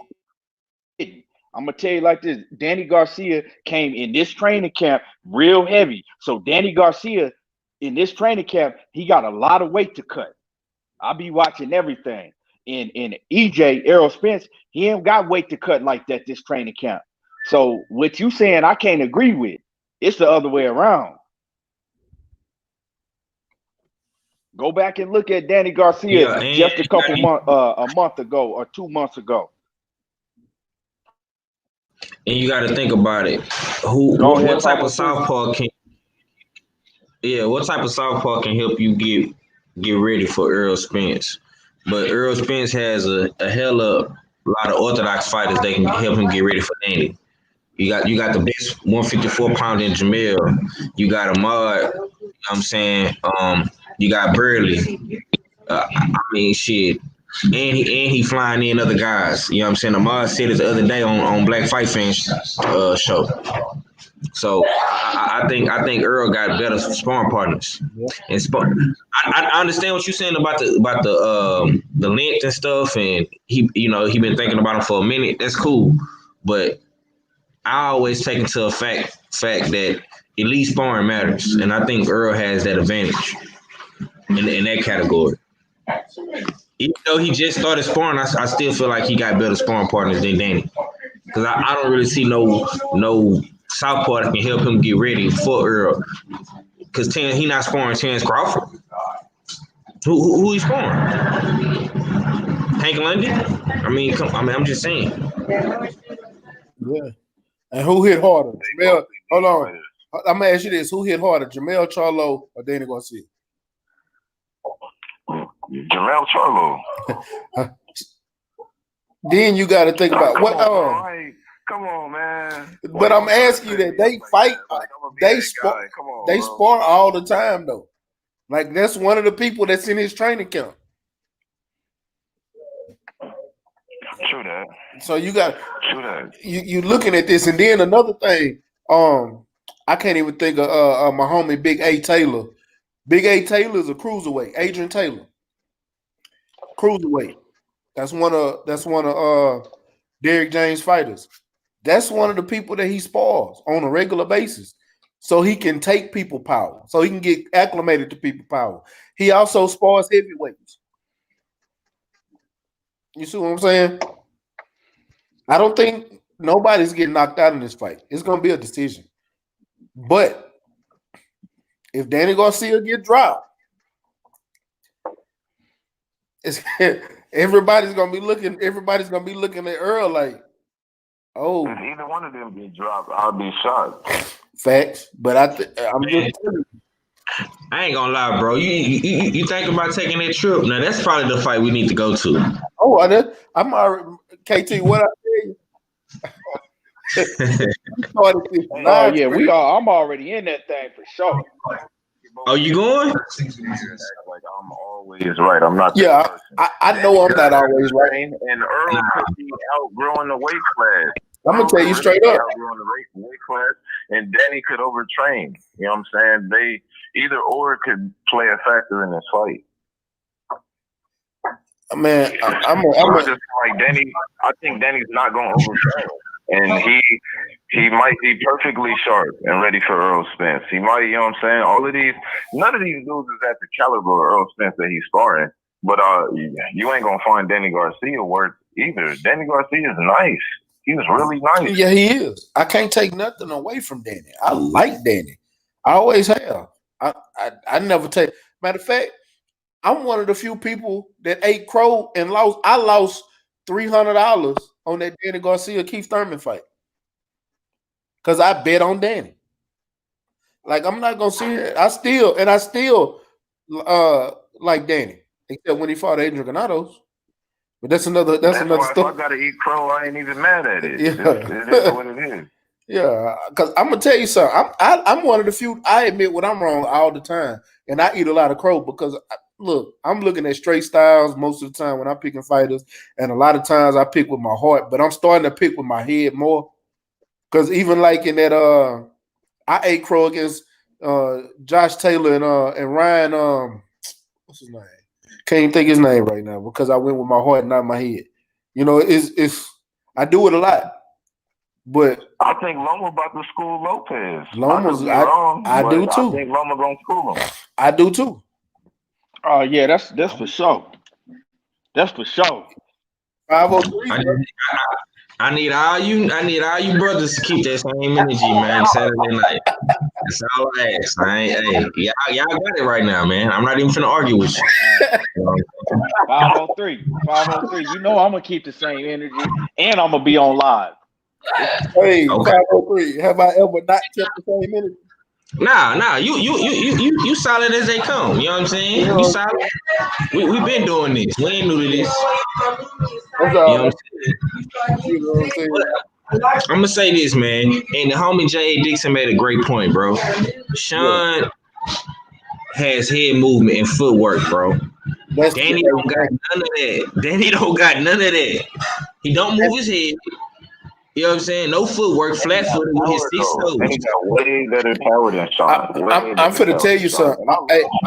I'm gonna tell you something. This is gonna take everything away from that power that power dynamic. Everybody talks about power a lot when it comes to boxing. Everybody talk about the knockout artists, but y'all remember Bird going up to heavyweight and he wasn't knocking nobody out. He was outboxing every motherfucker at heavyweight. Boxing, that's why it's called boxing.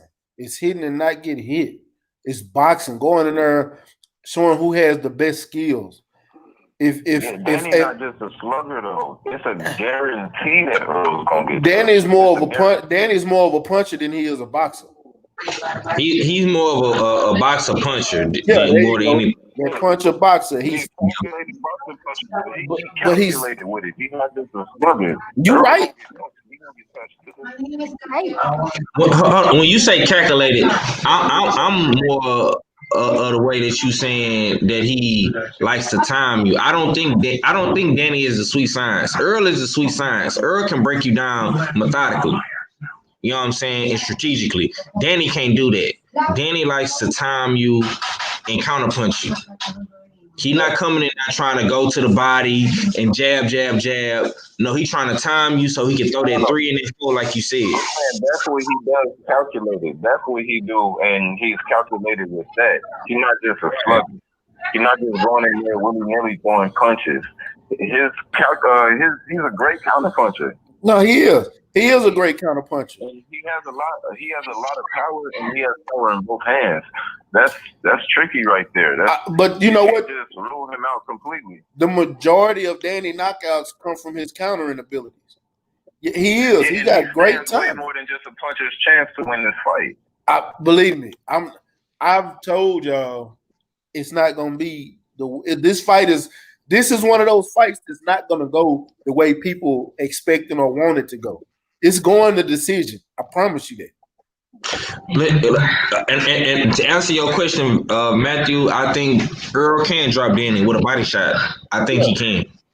Yeah. We don't know how good Danny can take it to the body. No, I'm I just do. saying. He can't. Unless he don't work. He don't work on it.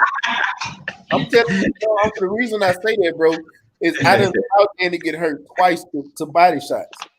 Twice to body shots. And I seen him get hurt to the chin once. He didn't go down, but he did back the fuck up and question that fight. But when man, Keith Thurman hurt that boy to the body, he damn near ran. I swear to God. And I'm sitting there looking, I got pissed off at it. I'm like, what the fuck? Because I'm losing. I'm telling you, I'm losing money on this fight, so I'm all in that motherfucker. Danny Keith hurt that boy to the body. Keith don't hit as hard as Earl. One time is not one time like he think he is. That's all I'm saying. Hey, Mr. De Niro, tickets go on sale Wednesday. His fight with Sean Porter was real close. And if he didn't hit Sean Porter with so many low blows, the fight could have been even more in Sean's favor. So you never know. Listen, man. Sean is the only fighter that you can't say nothing about. That's a legit win, Kell Brook. But a lot of people say Kell Brook was already beat up by Triple G and his eye and this and that. All right, so if you're going to say that, look at the Sean fight. But when I look at the Sean fight, Sean was giving them some great work. I had Sean winning at least 4 or 5 rounds, and it wasn't 4. He had at least 5 rounds before the fight. Just like a lot of people expected to not get fight. A lot of people expected him to get bulldozed. He took all them low blows and just was a sportsman and a gentleman about it. Yeah, I'm not taking nothing away from Danny Champ. I'm not, bro. I think Danny is gonna be a great fight. You know what I'm saying? I think visually it's gonna be a great fight. I think the fans is gonna enjoy every bit of this fight. But I'm just saying, I heard so many people, a lot of people saying that Earl has more of a chance of losing this fight because of his writ. And they're not looking at it as his capabilities. Earl has more.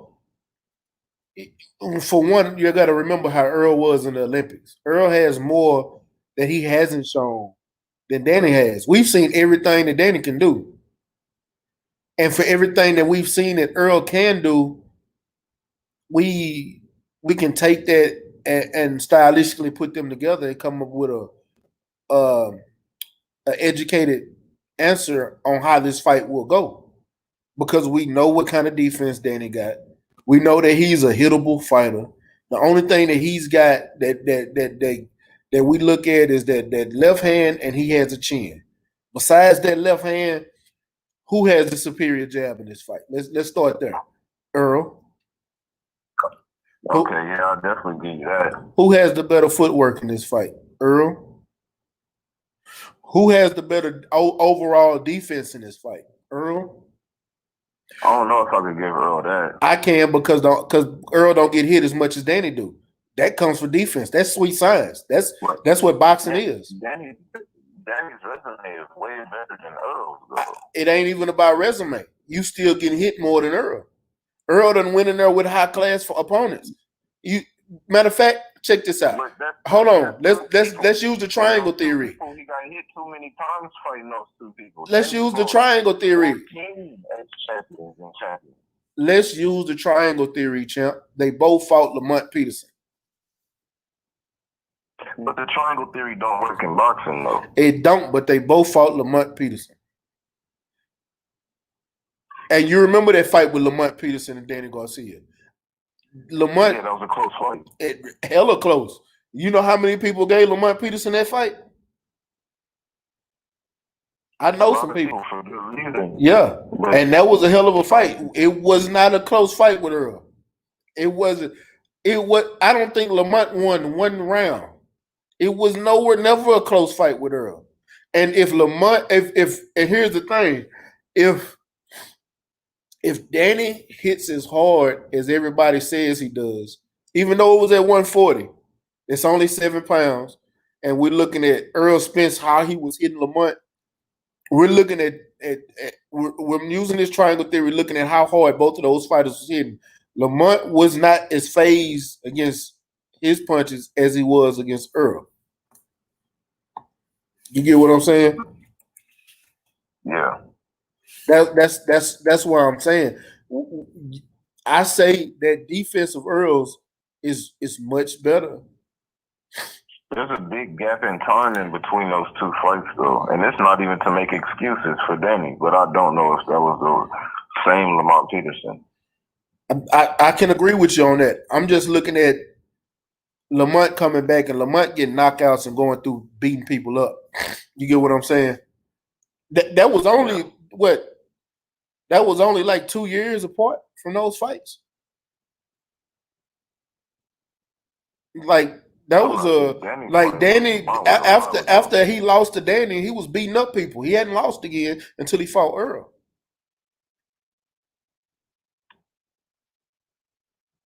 And he fought, and you got to remember, he fought Danny coming off of getting knocked out by Lucas Matisse. But Sean is better than Lamont Peterson. You right. You right. Sean had a close fight with Danny. Sean had a close fight with Earl. Yeah. But here's the thing. And I think Earl, if he was head and shoulders above everybody, he wouldn't be having these close fights.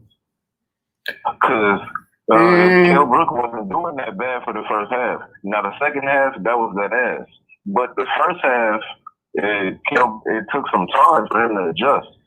And it shows how good he was, the fact that he was able to adjust and start whooping Kell Brook the way that he did. I don't know if he's going to be able to do the same to Danny. You supposed to have a fight like that with Kell Brook. When look at who Kell Brook was at that point in time. You ain't never seen two A-class fighters get in there and another A-class or A-plus class fighter just run over the other dude like that. You supposed to have a tit-for-tat fight. That's how it's supposed to be.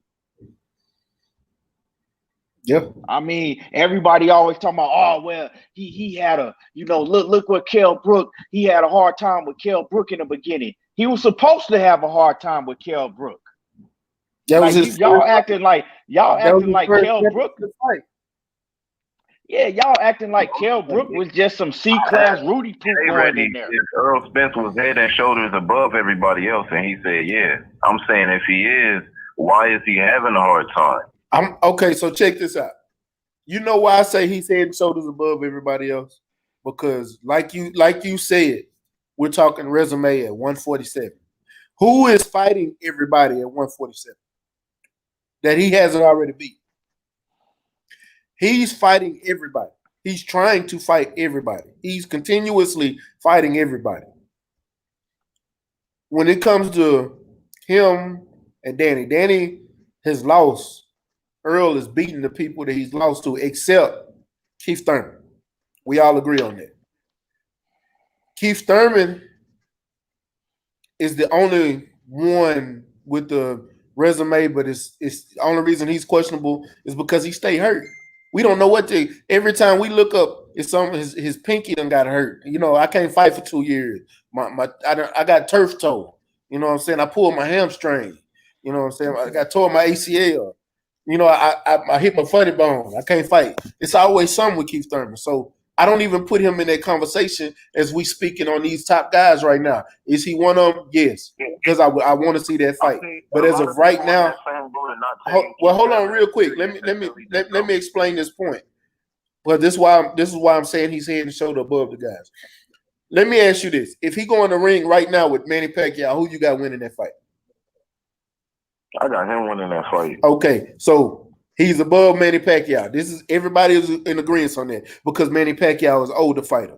The only person that we're gonna look at that he's fighting is gonna give him problems that we believe will give Earl Spence problems right now in the division is Terrence Bud Crawford. And the only reason I got him above Terrence Bud Crawford, he's bigger. He's more active as far as fighting the top guys at 147. So that experience is going to help him out when he fights somebody like a Terrence Bud Crawford, because Bud Crawford is not fighting nobody that's giving him any kind of competition. He's only fighting people to keep his confidence levels high. Give him problems. Huh? And if Earl is head and shoulders, Danny's gonna give him problems. And if Earl is head and shoulders above everybody else, we definitely gonna see it when he fight Danny, because Danny's a good test. Yeah, well, we damn sure gonna find out, because Danny is a good test. I'm not saying he's not. Danny is a good test, but I'm saying he's the number one welterweight at 147 for a reason, because we believe he's the best thing in that division, and we believe can't nobody else beat him.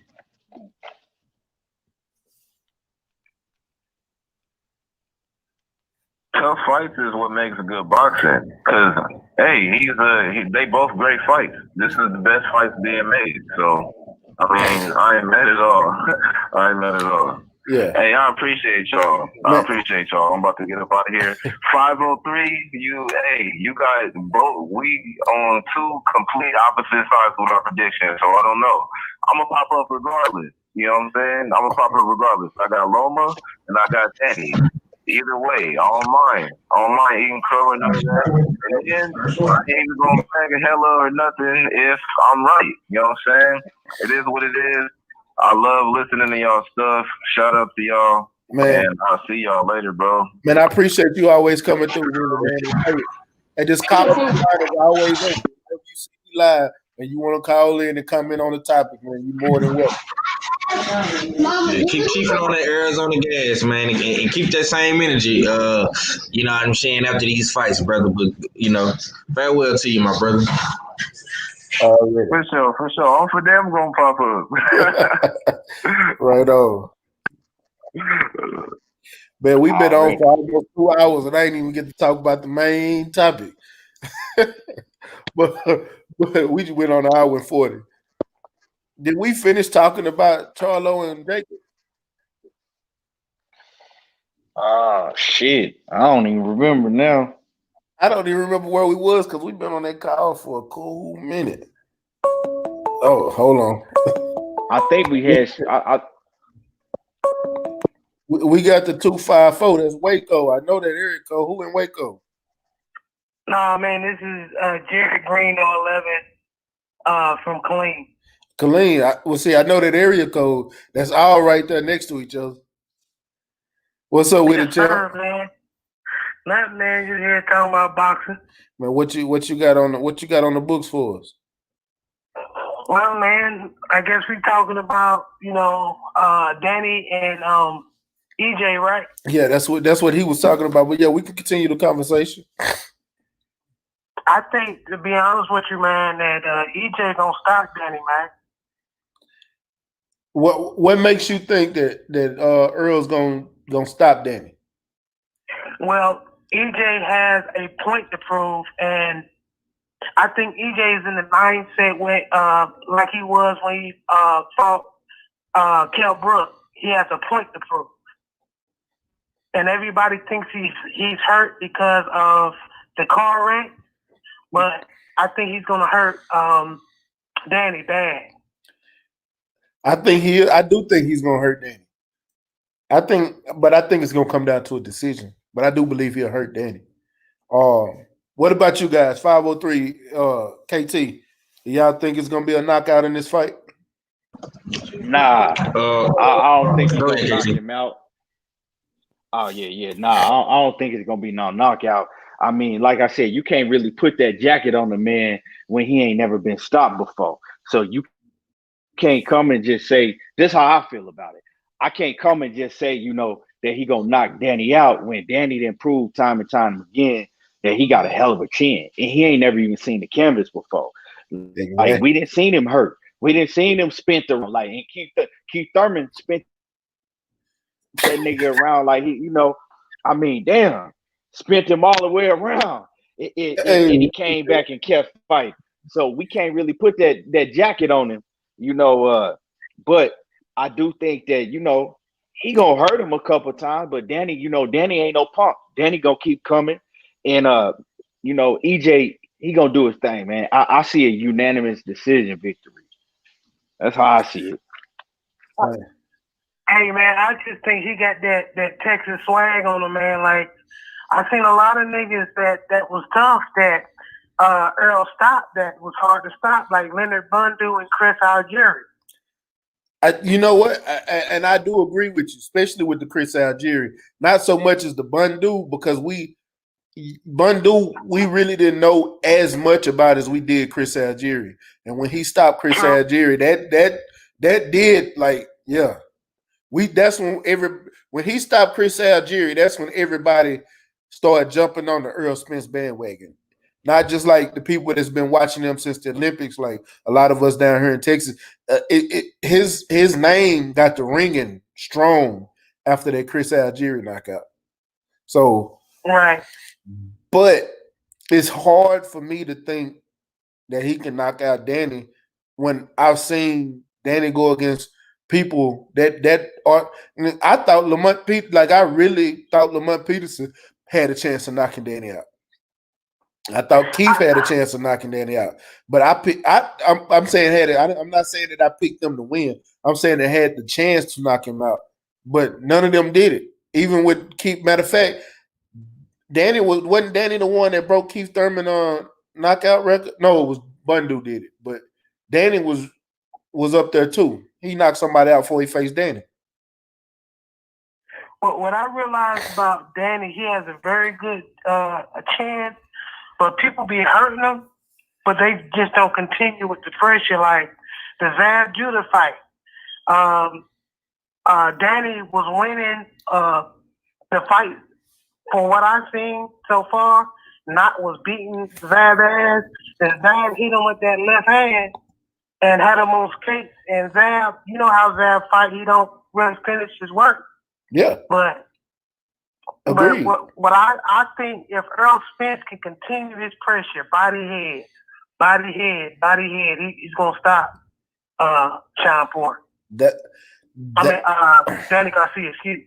That's why I don't think, like when he was talking about Danny's power, I don't think Danny is gonna really do anything to Earl, because Danny could knock out Lamont Peterson, and I promise you, Lamont had been knocked out already, so we know Lamont has got the capability of being knocked out. Lucas Matisse knocked out Lamont.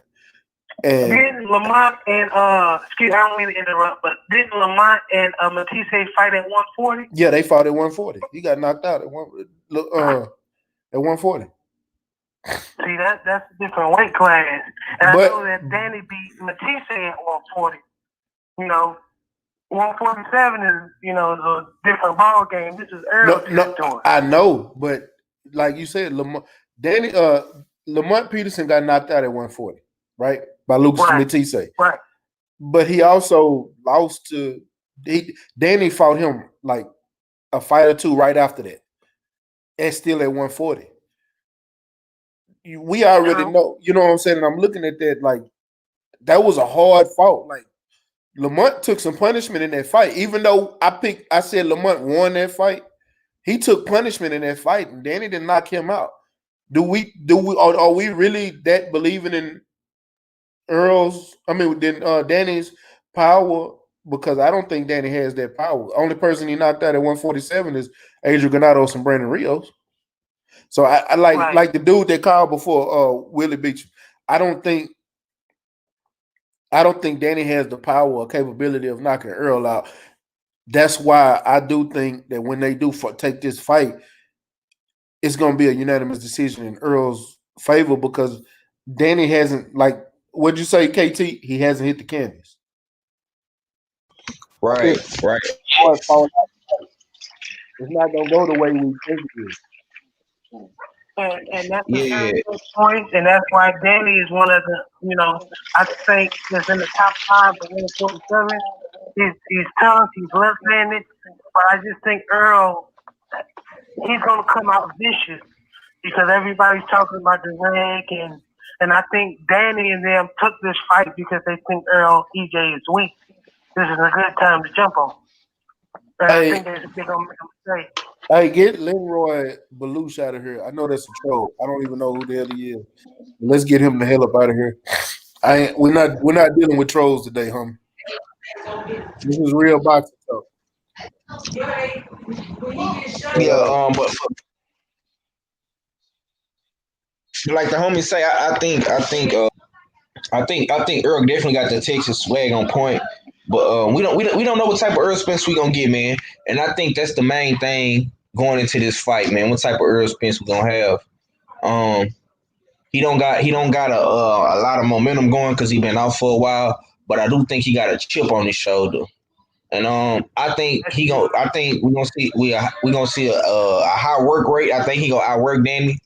I think he might hurt Danny to the body. He might even drop him to the body. I'm not saying he gonna knock him out. You know what I'm saying, with a headshot, because Danny do got a granite chin. You know what I'm saying. So we gonna see. I think Earl gonna test him though, physically, mentally. You know what I'm saying. In all aspects of the fight, he gonna get tested. But I got a unanimous decision as well, man. I respect Danny as a fighter. You know what I'm saying? He a real tough Philadelphia fighter. You know what I'm saying? He embodied that Philly style. You know what I'm saying? Real tough, thoroughbred type guy. You know what I'm saying? And yeah, man, I'm thinking about taking that trip with you, bro. We gonna go to Arlington, man. You know what I'm saying? I'm thinking about it. Yeah, we might as well. I'm telling you, I'm thinking about going. I know I'm going. If they having it, I'm off in that thing for sure. Oh no, ticket! I was looking it up on SeatGeek. They go on sale Wednesday on the 14th. Yeah. I'm getting my ticket with first. Shit. As soon as the tickets go on sale, I'm gonna be on there. I'm getting my tickets as soon as they go on sale. Because you get the best if you own there. If you own there as soon as they go on sale, you get the real ticket prices. After that, you gotta wait for the resellers, and then they hike. I ain't gonna lie to you, bro. I paid $150 on the day of the fight. I mean, before the Earl fight went live, and I'm not gonna lie to you. When I went back on there around the fight time, them seats, them floor seats was a little cheaper. I ain't even gonna lie to you. That's because they opened up some more seating. So I don't know. Okay. But see, this the thing. If you in Dallas State, see me, I need to be up close to the ring because when Dallas, when you in that stadium, if you could be on the floor, and if you ain't close, you can't see shit unless you looking at that TV up there. Yeah. Hey, that money, big screen that's hanging up.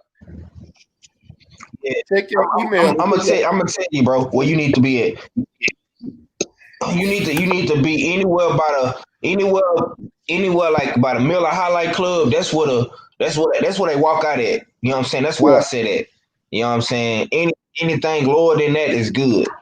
You know what I'm saying? I know State Ready has some pretty good seats too. Man, you know what I'm saying? I sat in the same position as Jerry Jones. No bullshit. Oh damn. Yeah, I'm gonna try to get back by where I was sitting. And I sat in the Miller Highlight Club, right coming out of that Highlight Club. It's like what a bar at, you know what I'm saying? Yeah, and I got to see everybody walk. Yeah, I got to see that. Go ahead. Is Real Boxing Fan your channel? Money. Huh? Is the Real Boxing Fan your channel? That's my other little thing. I fucked That's up. what I was wondering. That's what I thought. Yeah. I was just making sure. Yeah, I had to make another one and shit. Remember when they kicked my ass out and blocked me? Yeah. I went making all new shit. Caller, you still there? Yeah, man, I'm still here. Okay. Hey, I got Money here. Money, he say he think that Earl is gonna knock out Danny. I don't think Earl's gonna knock out Danny. I think it's gonna be a unanimous decision. What's your thoughts on it? Look, y'all know a knockout can come in the ass beating too. You know what I mean? like seriously, like Danny easy to cut up, bro. Like we looked up at what Mauricio Herrero did to him over there. And we look what Zach did to him. We look what Lamar Peterson did to him with the jab. And y'all know y'all Texas boy, y'all strong as a motherfucker. You hear me? And Earl got a strong jab like the Charlos, bro. You know, I ain't saying his shit is more powerful than the Charlos because they bigger boys. But Earl got a strong fucking jab, bro. If he can bust Danny up some way and then Earl start going to work on his ass, like working on his face, disfiguring his face up, hey, the ref might look at that motherfucker and say, Danny, you had enough. You know what I mean? And how do Angel take it? So you think a TKO instead of a straight knockout? Yeah, a TKO. You know what I'm saying? Me myself, I'm thinking it's gonna be me myself. I'm like, I'm thinking because Danny can take an ass whooping, like Amon Rashid said. We all know Danny can take an ass whooping, but like I say, man, Earl is a different type of monster. Wait, Willie. Yes, he did struggle against Zab Judah. You better go back and watch that fight. Yes, the hell he did struggle against. Nigga, Zab was tagging the shit out of Danny. Zab hurt the shit out of him. On top of that, you was talking about Danny's power. Danny didn't knock out Zab, and everybody in boxing know Zab got a weak chin. But you got later round, homie. Zab hit that motherfucker with a left, and Danny backed up off of him for a couple rounds, and he coasted to a victory after that. Yeah. See, this what happened in that fight. Because Danny did drop Zab and he hurt him. But when Zab hurt him, I think Zab was just more comfortable with just getting his shit back. You know what I'm saying? Zab probably was like, you know what? I probably ain't gonna beat this motherfucking kid. But Zab hit that boy and hurt him. He hit him and hurt him, and I was like, damn, Zab, you ain't follow up. I remember saying, like, why you ain't follow up with shit? You know, that ain't EJ. That ain't EJ. EJ on a mission, bro. EJ hit that boy and he hurt him. He gonna walk him down. And look, I'm saying that it go 12 rounds, but man, I'm telling you, bro, I ain't gonna be surprised if Earl beat that boy face in and we get a TKO. I think Earl might end up dropping him too, bro. You know what I'm saying? Like, because Danny ain't the type to bring that pressure like Sean Porter to force Earl to, to be off balance and to change too many angles and shit. Earl walking straight towards your ass is dangerous. That's dangerous. You know what I'm saying? Agreed. If he try that Mikey Garcia shit, I'm trying to tell you, Danny, don't try to counter punch and try to box with Errol Spence. That's not gonna work. It's not. I agree. This is what I was saying when Willie was on the phone. Like I said, Earl got better defense than Danny. I don't care what nobody say. There's nobody that can argue with me because Danny is a great counter puncher. Counter punching don't mean you have good defense. It just means you're a good counter puncher. You can punch. Exactly. You know what I'm saying? Defense comes with your body. And I was saying you got good timing when you're a counter puncher. That don't mean you got good defense. Exactly. Because you can still. I know plenty of. Matter of fact, Winky Wright is one of my favorite fighters of all time.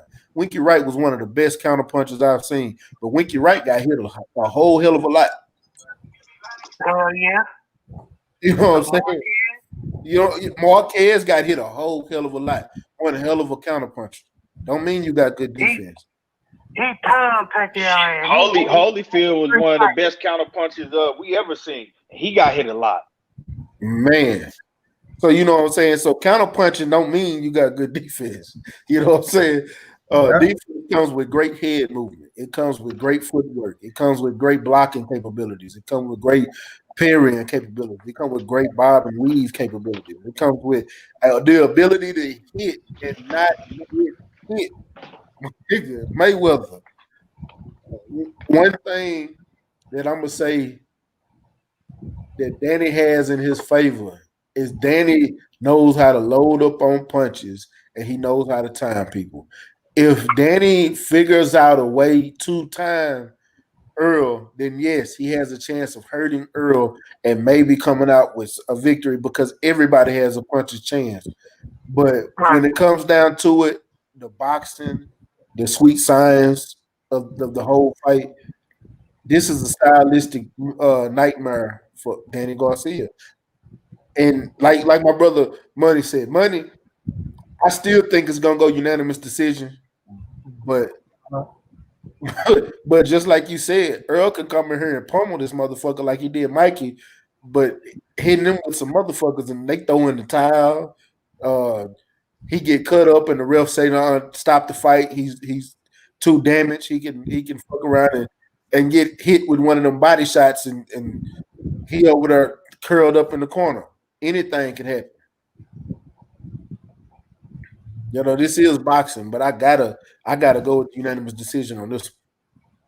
And people, one thing about that, stay ready. Yeah. People don't understand. Mikey had a slow ass one. Yeah. Like he wanted to quit. He wanted to quit, but he know he had his fans out there. So he was like, "Fuck it, let me just get some hope trying to find something." And that was most niggas would rather get knocked out for getting your ass tore up for 12 rounds. I agree. I ain't gonna lie to you. You don't just beat me up because I can't fight back, nigga. Knock me out or just get off my ass. Exactly, niggas Let me go back to the drawing board and come back and fight you again, nigga. You're not just beat the fuck out of me. And to be honest with you, Robert Garcia, hope for not throwing in the towel and just letting your brother get beat up like that. That's your motherfucking brother. Because the daddy would have stopped that motherfucker quick. The daddy wanted to stop. Yeah, he did want to stop it. Robert, a hope. I ain't mad at it. I ain't mad at this boxing. He wanted to go out on his field. Oh man. Speaking of going out on your shield, what y'all think about the Wilder, our boy Wilder, and the Fury situation? Man, that was actually gonna be the highlight of the show today. I might come back and we're gonna talk about it again tomorrow, but just to give y'all just a little taste of how I feel about it, I think Fury is on some complete whole shit. I think he's doing that same bullshit again. But the fact Fury know what he did. Yeah, but here's the thing: Fury also can get fucked over right now too. Because if Wilder decides to take this shit to court, that Ajit Cabral fight is not gonna happen. It's not gonna happen. They're gonna be too busy in court. Man, Tyson Fury, the contracts for the third. But look, the contracts for the third fight is signed. Whether they change the dates or not, the contract for the third fight is signed. If he go out and not fight under this contract, they can fuck him up and he can't fight no more. Period. He ain't got his cheek plan ready, stay ready. That's all. He ain't got it figured out yet. He got one on the first and second with the gloves and shit, but yeah. That nigga Fury a cheater, bro. Hands down. I ain't never get no respect no more. Like seeing that glove in the first fight, then seeing that glove in the second fight. Like, man, we know that nigga doing some shit with them gloves, bro. Nicholas Asbury put him out there. A lot of cats ain't gonna keep it real with it because a lot of, like I say, when cats hate you, bro, they won't give a damn how you lose. You could have came to the ring with a sledgehammer and smacked the nigga with it. They still would have been like, oh well, you know what I'm saying? So it ain't nothing Wilder can do for these suckers to give him credit. But I feel like, man, with this third fight, like Max said, regardless of what the date said and none of that shit, I think them contract obligations still go favor Wilder. You know what I mean? You ain't getting out them contract. No matter if you say, oh, the date went past this, well, we're gonna reschedule a new date. You know what I'm saying? They don't put you in a position to say, well, you know, I'm going to fight somebody else and that's that. Nah, bro, you got to bring your ass right back. You know what I mean? This is real big business right here. This ain't none of that weak ass shit where you think you could just get away. You know what I'm saying? So I'm quite sure Wilder know he still got the leverage in this situation. That's why Shelly Fink was saying what he's saying. And I think we're still gonna see Wilder and Fury before we see Fury fight anybody else. I'd be surprised. What is Shelly Finkel saying? Shelly Finkel saying the fight is still on for December 5th. But the 5th? Like, yeah, you mean 19th. The 19th. Yeah, okay. I don't know why I said 5th because we were talking about Earl Spence. Because that's the Earl Spence. You got that Earl Spence day stuck in your head, champ. I do, bro. Man, I'm going to Dallas. I'm going to the fight. Matter of fact, I'm right now. KT, I'm going to get me a suit tomorrow, champ. I'm going to get me tomorrow, champ. Oh man, you already know, man. Since you already said you gonna do it, I'm gonna be in there. I'm rocking the suit, bro. Look, I was already talking to Money about that. Like I said, remember I was telling you that, Money. Look, hey, Money. As soon as we got on, I was talking about if I go to the fight, I'm rocking the suit, and he was talking about he coming in a mink coat. I'm telling you, I'm coming in that bitch like brand new money, my nigga. Watch me. Man.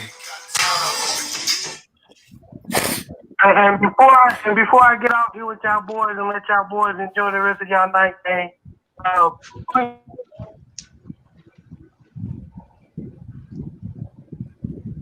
Yo, mute Rick. Say. What you said? What the caller said? He said who we got versus Loma Lopez right now. Oh shit! I think I'm the only one riding with Teofimo, man. I got Teofimo in that fight. I think Fimo know it, man. It's just what all the brothers have been saying, especially what 78 Sports TV been saying. He's gonna have to fight him. Because the first time he tried to do that counter punch, trying to fight Loma with counter puncher, trying to foul and try to box him, he's gonna lose. He's gonna have to fight this dude. Yeah. I'm telling y'all right now, bro. I do not think Lopez is gonna beat Loma. I just don't. I 503. As much as I don't like Loma, and as much as I like Teofimo Lopez and want him to win this fight, I don't. Man, I told y'all. Anytime I see a fighter take less money to whoop your ass, that's a sign. I'm telling you right now, that's a sign. I don't care. It's nowhere in the sport have y'all ever seen or hardly seen of it. I'm giving you my part of my purse so we can make this fight. That's gonna piss me off even more and give me more animosity coming in this fight. I gotta beat your ass. You know what I'm saying? Right? I ain't think about this shit though. That's a good point. But I'm going for Fimo though. I'm going for Fimo. You can go. Thank you, sir. Thank you, sir. I got a ride in the building, man. You know what I'm saying? Y'all boys picking a safe pick, man. But go ahead, Money. When I say Loma, say where I come from, when you disrespect the man, you better be ready for him to hurt you, or you better be ready to hurt him. I say this man mean business, bro. And look, I want T.O. to win, bro. I want T.O. to win. I'm pulling for him. I just don't think he's gonna beat him. And if he do, he gotta prove to me that he can beat somebody like Loma. Like I haven't seen him on that level. Like I tell people, he got the knockout power. I think the knockout power is grade A. I ain't taking shit from him. And I do believe he could knock him out, but he got to show me. But I just think Loma right now, bro. Loma is not like a lot of people think Loma is losing because he got cracked with a couple of these niggas. You gotta understand, Loma came up. This is third division. He fights some big ass niggas, bro. You know what I'm saying? Luke Campbell, Linares, Teofimo, these boys big. You know what I mean? And now he facing arguably the strongest motherfucker he ever faced in T.O. But I just think that's that skill level, bro, that IQ. And I just think once Loma get going, man, because every time I heard people talk about T.O. winning, all I'm hearing is about knockout. That's the only way. Like people keep saying, "Oh, you gonna knock him out." I ain't heard nobody saying the skill level, the boxing, none of that shit. You know what I'm saying? Yeah. If you can't land that power, then what? Yeah, because he ain't got a jab. Ain't nobody can tell me this boy got a jab. He don't got a jab, my nigga. He don't have a punch that's gonna set up the power. So how are you gonna come in here with a masterclass boxer like Lomachenko? You got to get a nigga his props. He is a hell of a boxer, bro. Come on, man. Hold on. My nigga said he's not Roy Jones. He's not even as athletic as Roy Jones. That's Captain Hook right there. That's Captain Hook. That's Captain Hook. That's the only person who made it through his career with no jab. Right. Too athletic. Huh? All I know is this, brothers. Man, like I said, I'm just gonna enjoy the fight. I want Fimo to win. And Loma may beat the boy ass, but all I know is I don't want to see no Rigo shit. I don't want to see no Nicholas Walter shit. That motherfucker in the corner talking about his ankle hurt and shit. I don't want to see that bullshit. I want to be mad. Hey, if he quit on his man, bro, he better not quit. I swear to God, if he quit, I don't even want to see Teofimo Lopez fight anymore. He better not quit. All the shit that motherfucker talk, bitch, you better not go in your corner and not come out. I swear to God, I won't watch another one of your fights. I won't talk about that bullshit, bro. I won't even talk about that nigga no more. I don't give a damn if he fight Devin Haney. I'm gonna come in that bitch. Yeah, Devin Haney got another win on his belt. So on to who he gonna fight after this bullshit. I swear to God, I'm not gonna look at Teofimo the same ever. if he quit. You can't talk the amount of shit Teofimo's talking and go in here and you quit in this fight. I'm trying to tell you.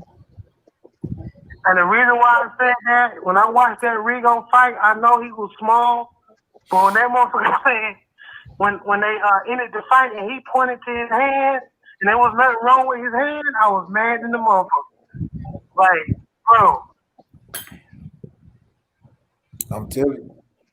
I'm gonna ask you this because I'm asking you and 503 this though. Because you coming through here with a boxer with I'm talking about this motherfucker got some pretty ass footwork.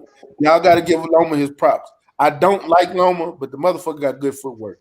He's gonna be bouncing around going from angle to angle. Teofimo is a counterpuncher, but he does not have a jab. How is he gonna set up his power shots? Body, go to the body. How is he gonna do that if he ain't got a jab? He's just gonna be swinging. He's hold on. Now you mean to tell me he's gonna go to the body? So he's gonna take some shots. He's gonna be taking some mean ass shots, take some body shots because he don't know how to set up nothing because he really ain't got a good jab. That motherfucker better watch some videos on Joe Frazier. He better do some jogging, head moving to get inside there. And go. Hold on, what did you just say? He got to do some what? For that motherfucker to slow down and then do your shit. Then start throwing them hooks. Oh, shit. 503. What's up? You hear my question? I asked both of y'all. What's the question? Oh, my bad, bro. What you said? I said, we know Teofimo got the power, but he don't got a jab to set up his power shot. A lot of his knockouts was coming off that counter shot, but when you got somebody with good footwork like Loma, able to move from angles and catching you from side to side, hitting you in multiple different ways, how is he going to get his power shot off? He gonna catch Loma coming in. You want to know why? Because just like Money said, Lomachenko, he want to go in and prove a point, not only to Teofimo but to himself that he can go mano a mano with this guy. I think the trash talk and the disrespecting has got to Lomachenko. Teofimo doesn't have the Charlo jab or Earl Spence jab, no, but he throw it when he want to throw it.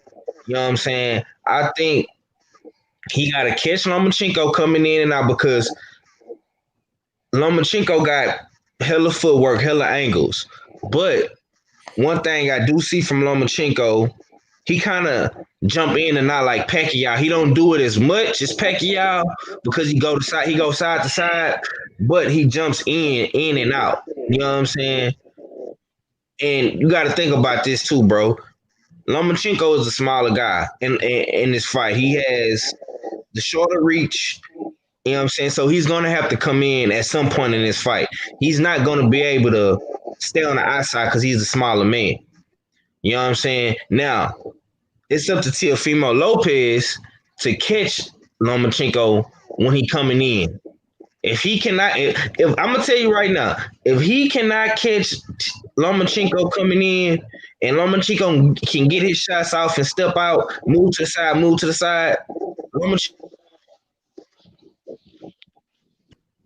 you know what I'm saying? And that's just the way it is. The last thing I heard you say was if you don't catch Lomachenko moving to the side, then you cut out. What did you say?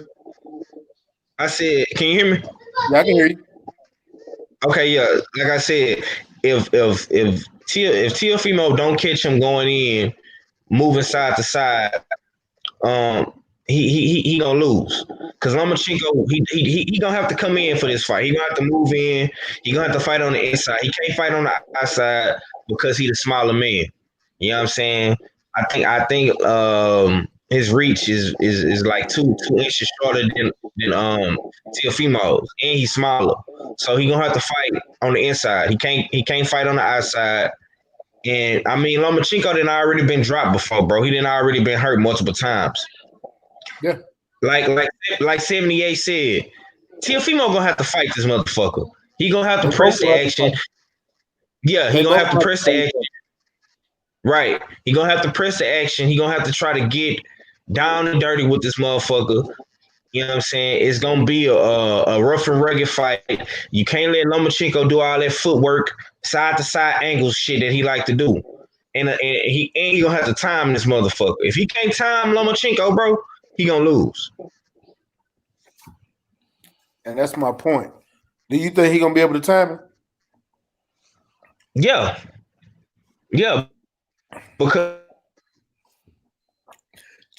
hold on, you went out again. You went out again. Great. All I heard is yeah. Can you hear me? Yeah, I can hear you. Yeah, like I said, Teofimo is a hella for a counter puncher. He fast, he got good timing, and he's strong.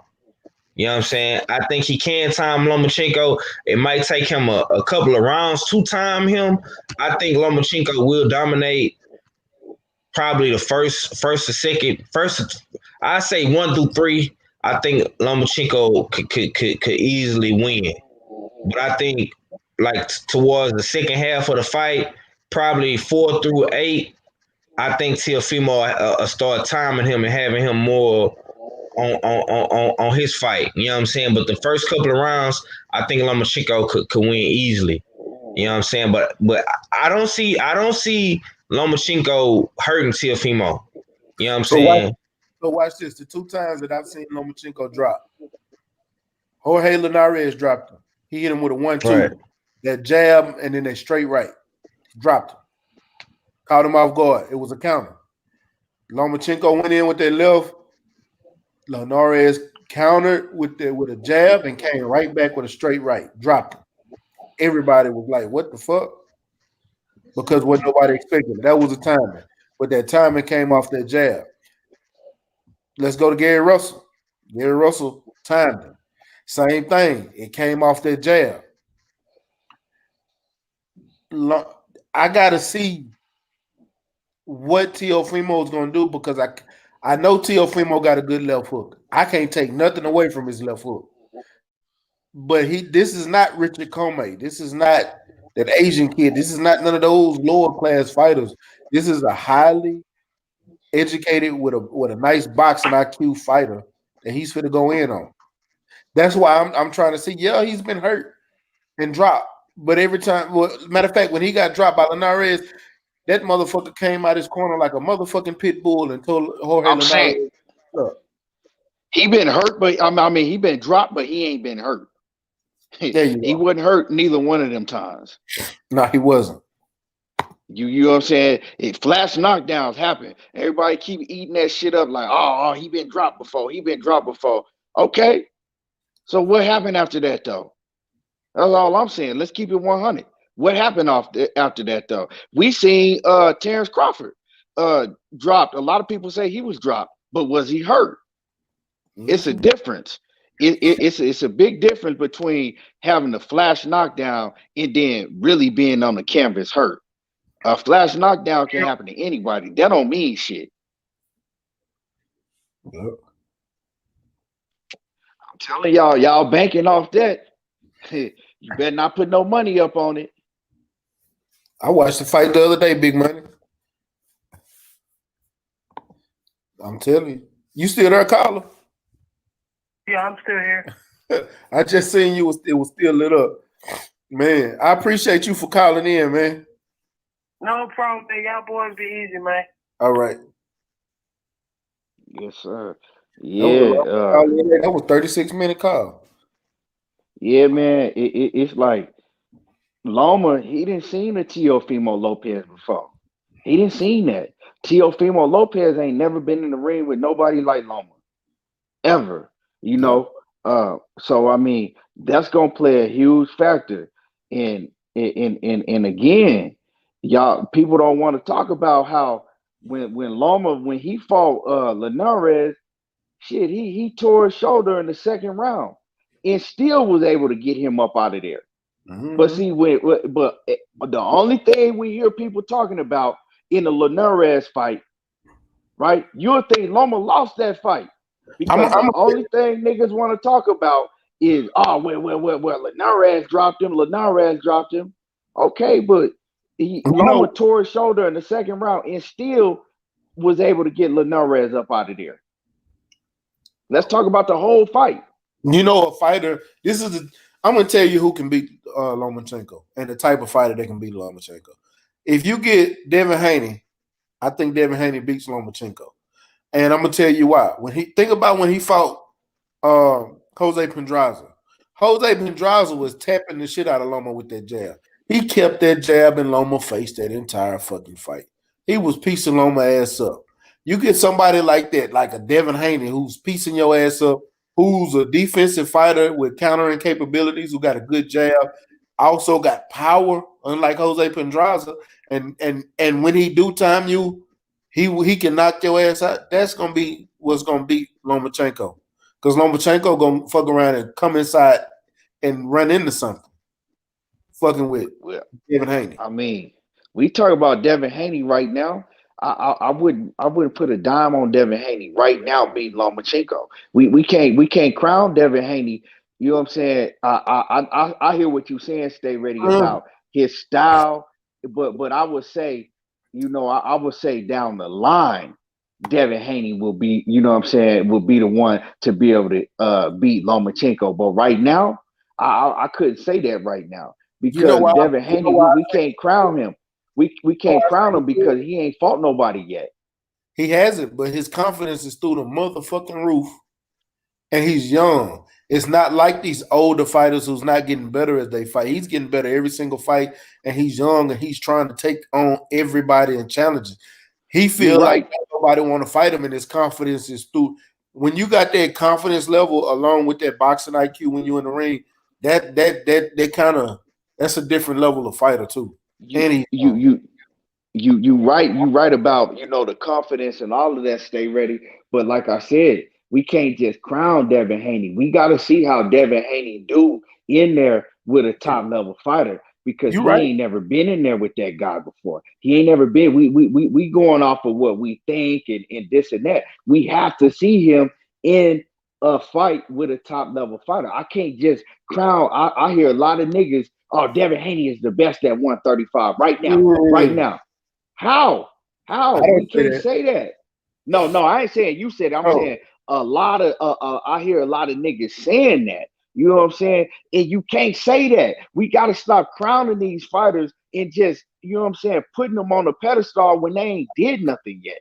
You got to, you know what I'm saying? Let them earn it first. Let them earn it. It's okay for us to get behind a fighter and back him, but we can't just let a nigga step in the division. Oh, he the best. He the best right now because you have to earn that spot.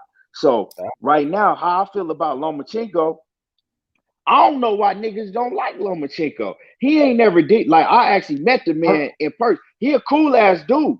He hella cool, hella humble. He ain't never did nothing. I know a lot of people don't like him because of that great white hype shit. You know what I'm saying? And then how ESPN.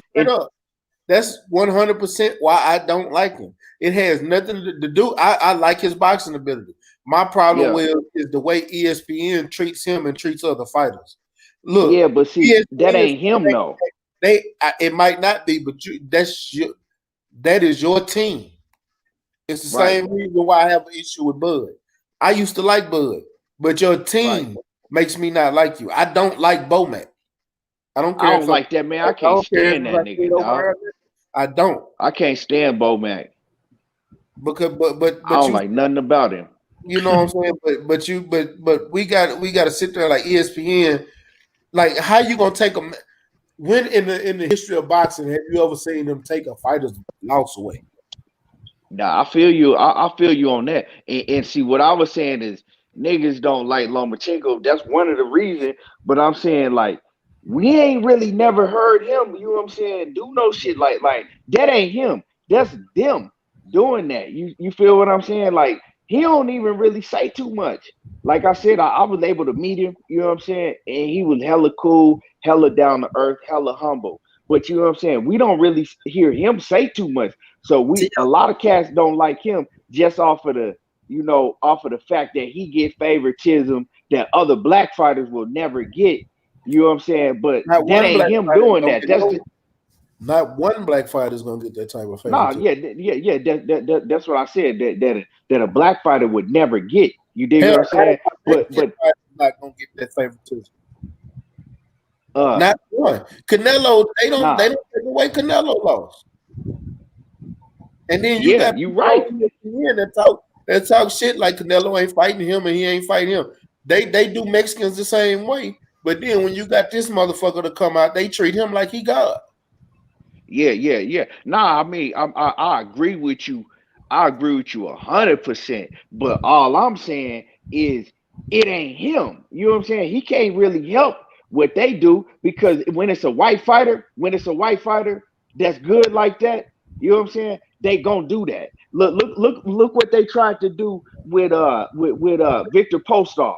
Look what HBO was trying to do with Victor Postol. Victor Postol had one good Chris win. Algieri. Chris Algieri, look, and they made Triple G a god. Boy, Triple G a god. Yeah, man, and I hated that. That's why I don't like. That's why I never liked Triple G. I never liked Triple G. Never. And you see, I liked it Triple G. You know why I can't stand Triple G right now? The reason I don't like Triple G right now ain't had nothing to do with that because at the end of the day, like I said, all that bullshit they was doing, he wasn't doing that. He wasn't saying that. They was just putting him in that spot. You know what I'm saying? But I don't like him because he don't he don't want to fight nobody. That's why I don't like him. When they said black fighters don't sell, that right there, yeah, you cut out. So they mean to tell me this was during the Andre Ward situation when they said black fighters don't sell. Andre Ward was the #1 fighter pound for pound, and he was at 168. And Triple G talking about I'm the best fighter from 154 to 168. No, you wasn't, because Andre Ward said let's fight then. And you and your team up here, oh, black fighters don't sell. No, he's the champion and he's #1 pound for pound. Why don't you fight? See, that was Abel Sanchez whole ass saying all of that. Because remember, Triple G, he could barely speak English. The reason, so I never really put none of that shit on him because Abel Sanchez was running his fucking mouth saying all of that. See, what made me not like Triple G? What made me not like Triple G is, for one, that he refused to give Danny Jacobs a rematch, and he said it out of his own mouth he wasn't gonna give him no rematch. Right? For two is after he beat that motherfucker Steven Dinner Rolls, he came out and he said that he would never fight Jamal Charlo, and he would never give Danny Jacobs a rematch, and he said he'll never fight Demetrius Andrade. After that, I said throw his motherfucking ass in the goddamn garbage somewhere. I don't want to hear nothing else from him. But check this out. That goes back to black fighters don't sell because that whole scary. It's all the same. You don't want to fight these fighters because you know they'll beat your motherfucking ass. And the black fighters don't sell bullshit. That's just keywords for saying I don't want to lose. I don't want to lose. I remember just like the whole. What you say, money? Abel Sanchez, remember when he did the interview with Dante Box Nation when I told G never to fight Jamal, never. He wouldn't disrespect him. He got, remember Maul called him Little G, and he talking about, oh, he being disrespectful. Man, these people call that man way worse than that. Canelo called him way worse than that, but y'all chased him for the bad. But back calling Triple G Little G, that's being that. He like he said something like fuck the mama or something. Hey, watch this. Y'all see these numbers that came out with the Charlo brothers, right? I guarantee you they next, if he do another pay-per-view fight and them numbers is good again, I guarantee you Triple G gonna try to fight him. Yeah, bro, because I put money on it. And if I was Jamal, I would say fuck you. Unless he got that title on hand. I would say got the title. He got the title, and it's some money though. So if I'm Maul, I'll take it because, like I say, fuck the tip attack. You hear me? Because they still name. I know Maul will beat the shit out of Triple G right now and probably stop his ass. Ain't no probably at all. You know what I'm saying? Brooke did to that. Steve Rose was beating the shit out of him. Derevchenko beat the shit out of him. He lost that fight. Jamal was literally in Triple G's career. And I think that's the fight he need. You know what I'm saying? Get that scrap off of him, get that name of Triple G, and it's a nice ass bag that come with it too. get his ass out of there. You know what I'm saying? And that, all them fights, bro, all them fights lead to Canelo motherfucking ass. Even Danny Jacob, he coming out saying what he's saying. I'm happy you speaking his name now, motherfucker. Danny Jacob, Triple G, and Demetrius Andrade. Them 3 fights right there, put them all right where he need to be, bro. Them 3 fights right there, put them all right where he need to be. And the Braves beat the Dodgers ass, Key. I was seeing. I ain't see the. I ain't see the end of it. Hey, but and another thing I want to say is you know what I'm saying. So when Triple G said that shit that he would never fight. You know what I'm saying? You got the nerve enough to come out and say that you will never fight Jamal Charlo, Demetrius Andrade, and you will never get Daniel Jacobs a rematch, right? After you done just fought a motherfucking bomb, talking about you know, it's other young fighters that you know for me to fight. Basically, he's saying it's other no names that don't nobody know about that he want to fight, right?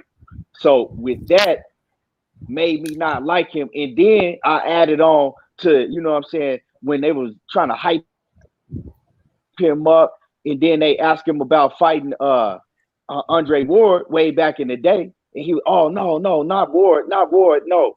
Well, you talking about you the biggest and baddest motherfucker walking the earth, okay? But now you don't want to fight, you know. So all of that, it's a lot of reasons that I don't like Triple G, and then you know what I'm saying, you trying to tell me that he the best thing since God walked on water, but this motherfucker don't want to move up nan weight class. He's supposed to be the hardest hitting, baddest motherfucker, but he won't move up. He won't move up a pound in weight. You know what I'm saying, man? Miss me with that shit. But see, Loma, I look at it different because he moving up and down in weight. He ain't never said no disrespectful shit to nobody. He ain't never, like, you know what I'm saying? So I look at Loma way different. Yeah, they do be on that bullshit. They show him way more, you know, all the favoritism. They try to take away that loss, all that shit. But that ain't really on him. You know what I'm saying? Because he ain't came out and, you know what I'm saying, said none of that himself. But Triple G, a different story. Man, you're right. Man, before we get up out of here, because I know the brother Fred finna get ready to come on with Barbershop, man. I got one more question to ask everybody, and we're gonna talk about Fury tomorrow. If y'all free and come on tomorrow, we're gonna do another show tomorrow. Yeah, my bad for coming late too, Mike. I had a Friday last clown, man. Man, it's all good, bro. Hey, money. I want that smoke. If I don't go this little broad crib right now, I want that smoke too. Yes, sir. And that Madden. Yes, sir. Man, I don't play the Madden, but if y'all play 2K, I will whoop that ass. Man, I put my son. I put my son on your ass on that 2K. So you talking about your son? I'm talking about you. I wouldn't make the Xbox. I can't play 2K. I ain't gonna lie to you. I got Xbox, man. Man, we be on PlayStation, bro. We got a whole league. We play a pro-am. Man, I told you. Man, I told Money. I said, Money, I'm going to PlayStation 5 because everybody be on PlayStation. I told you, I can't use that controller though. Right now, I forgot. Yeah. I feel you. But what's that question, man? Man, what do? The reason it made me think of this question because we did bring up Triple G. What's next for Jamal Charlo at 160? Especially seeing he said he want to fight at 160. Who do we want him to see? Because you see, Daniel Jacobs called him out. Andrade say he wants to smoke, even though I think he's just talking to the camera. Canelo said, from what I heard, he would like that fight, and I think he only won it because it's pay-per-view. And you got he said he wanted. Charlo himself said he wanted to fight Triple G and Billy O'Connor. But what do y'all think is next for him, and what's the most realistic fight that we might get for him being his next fight? Realistically, on my end, shit, I see like my pros 503 said a couple live streams back. I do see my man and shouts out to my brother Underground Asylum, one of the realest niggas in the game. But yeah. I do think it's Chris Eubanks, bro. You know what I'm saying? I think it might be Chris Eubanks for us. Like me being realistic, but man, who I really want to see him fight, like right now, me myself, like personally, I want to see him fight Andrade, bro. You know what I'm saying? I feel like that fight there is just that motherfucker just overbrewed, but it's still a great fucking fight because both of them niggas in their prime, both of them niggas world champions. We know Andrade is a test. You know what I'm saying? I feel like that shit right there is picking from the numbers. You can build that bitch up. You know what I mean? And I just want to see. And I like Andrade. I ain't got nothing against him. To be real with you, I always been a fan of him. You know what I'm saying? When he was fighting on ESPN and shit like that, I always been a fan of him. I want to see Maul detonate his ass. To be real with you, I want to see Maul detonate his ass, bro. And I think he could. I can't stand that nigga Andrade, man. I think he could detonate, but I think that's that solid win for Maul. Like Derevchenko is fucking solid. You know what I'm saying? That's solid. What? But I think I'm gonna bring his coach. I'm gonna bring coach. I'm gonna bring coach back on, man. Oh man, he talked that shit, didn't he? Man, he called me the other day. I gotta bring coach back on. Yeah, but I think that win right there for Maul, bro, solidified the division. You know what I'm saying? Like, I don't give a fuck if he don't fight Canelo. I don't give a fuck if he don't fight Triple G, Danny Jacob, because I feel like Maul number one. I feel like Andrade number two. You know what I'm saying? But I want to see him knock Danny Jacobs' motherfucking dick in the dirt, bro. You feel me? I want to see it because Danny Jacobs turned to a motherfucking diva. I don't care what nobody. And look, I got my video coming on Maul Jacobs. I had the video coming on Fury and Wilder. I got the setups already, but that little punk ass little dude, man, pissed me off on ticket shit, bro. I want to, man. I'm telling you, boy, I can't even kick, and I want to kick him up his ass. But I feel like I want to see Maul put Danny Jacobs' dick in the dirt, bro, because Danny turned into a for real live diva when he started getting the big fights, started getting a little money. That nigga fired his trainer, Andre Rosario, who took his ass from the ground up, but niggas don't talk about that. Niggas don't talk about Danny Jacobs firing his trainer or motherfucking Jared Hurd leaving his trainer or, you know what I'm saying, Triple G leaving his trainer, but they want to diss Wilder for him, you know what I'm saying, making the change in this fucking captain. See, that'd be that double standard shit. But, man, Maul can fight any of them niggas. He is the top dog at 160, hands down. Canelo jumping from weight class to weight class. We don't know what the fuck he's settling at. Maul the top dog at 160. So I'm gonna be mad at the Chris Eubanks fight because, like I said, Chris Eubanks is getting money over in the UK, and I seen that nigga house so motherfucking cold, bro. I say, damn, that nigga got some paper. So if Maul can knock his ass out and then go get one of them cats, Danny Jacobs come out, he won't smoke now. The best thing don't matter. They all saying his name now. You know what I'm saying?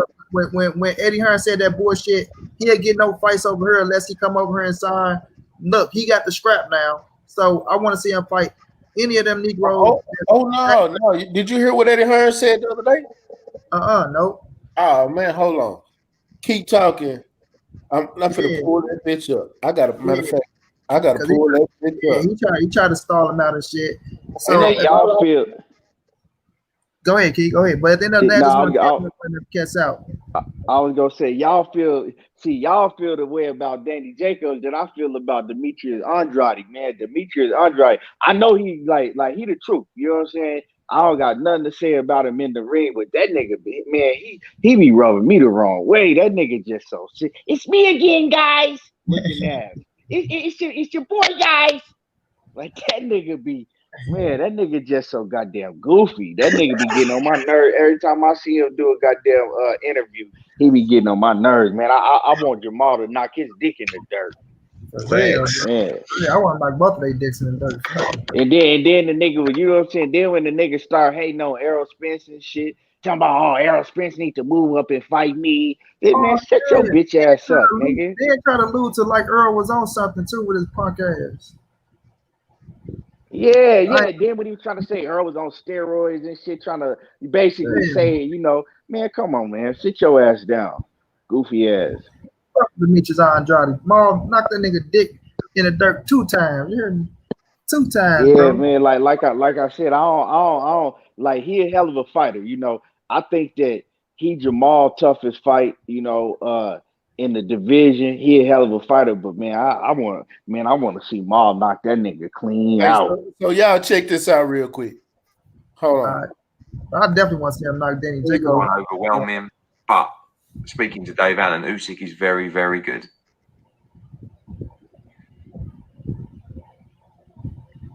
Daniel Jacobs against Big Charlo. Listen, for me, right, the fight to make is Andrade against Charlo.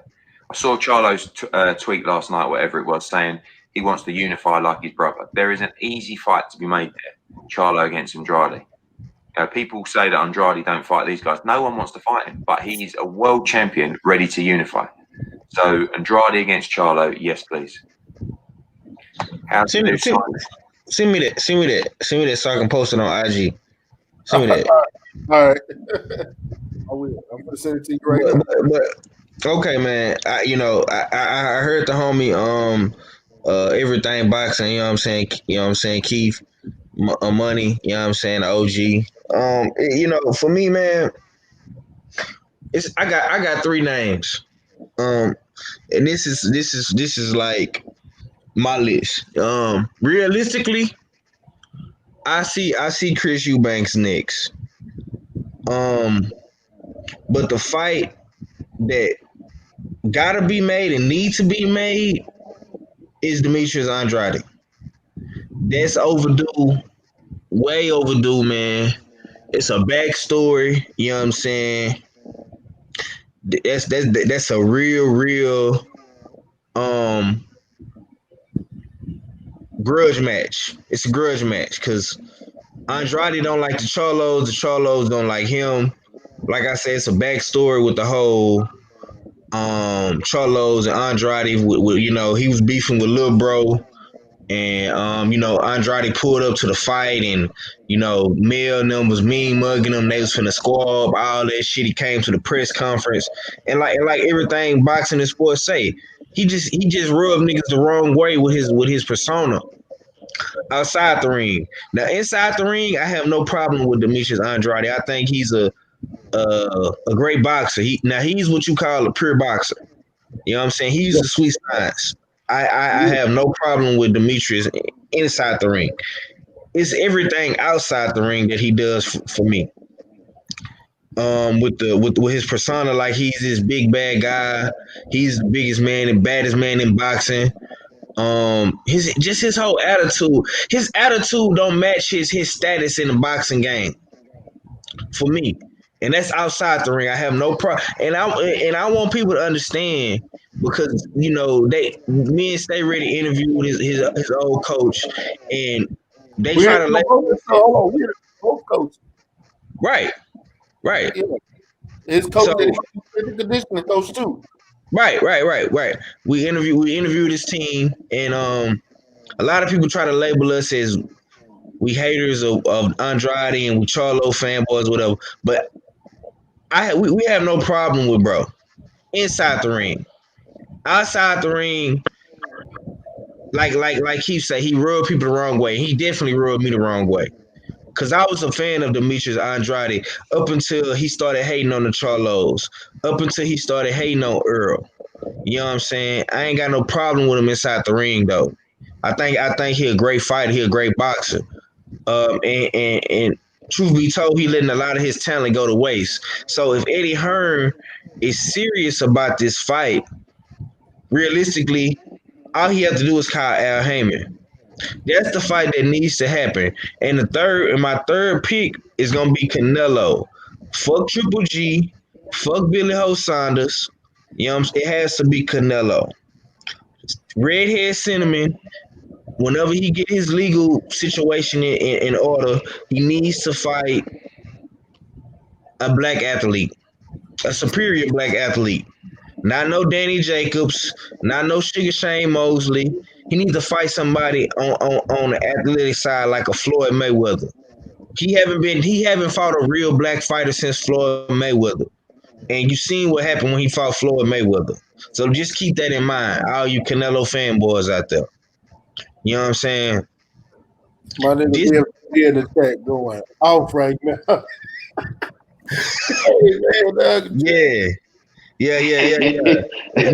He right though, man. Like I say, it's like everything he do inside the ring is cool, bro. But he be tripping outside the ring, and BLTB is absolutely right. Hey, Bill, call the show, bro. Call the show. You see the line. Call the show, bro. I gotta hear your take on this. Call the show, and I'm gonna ask you the same thing I asked my brothers, man.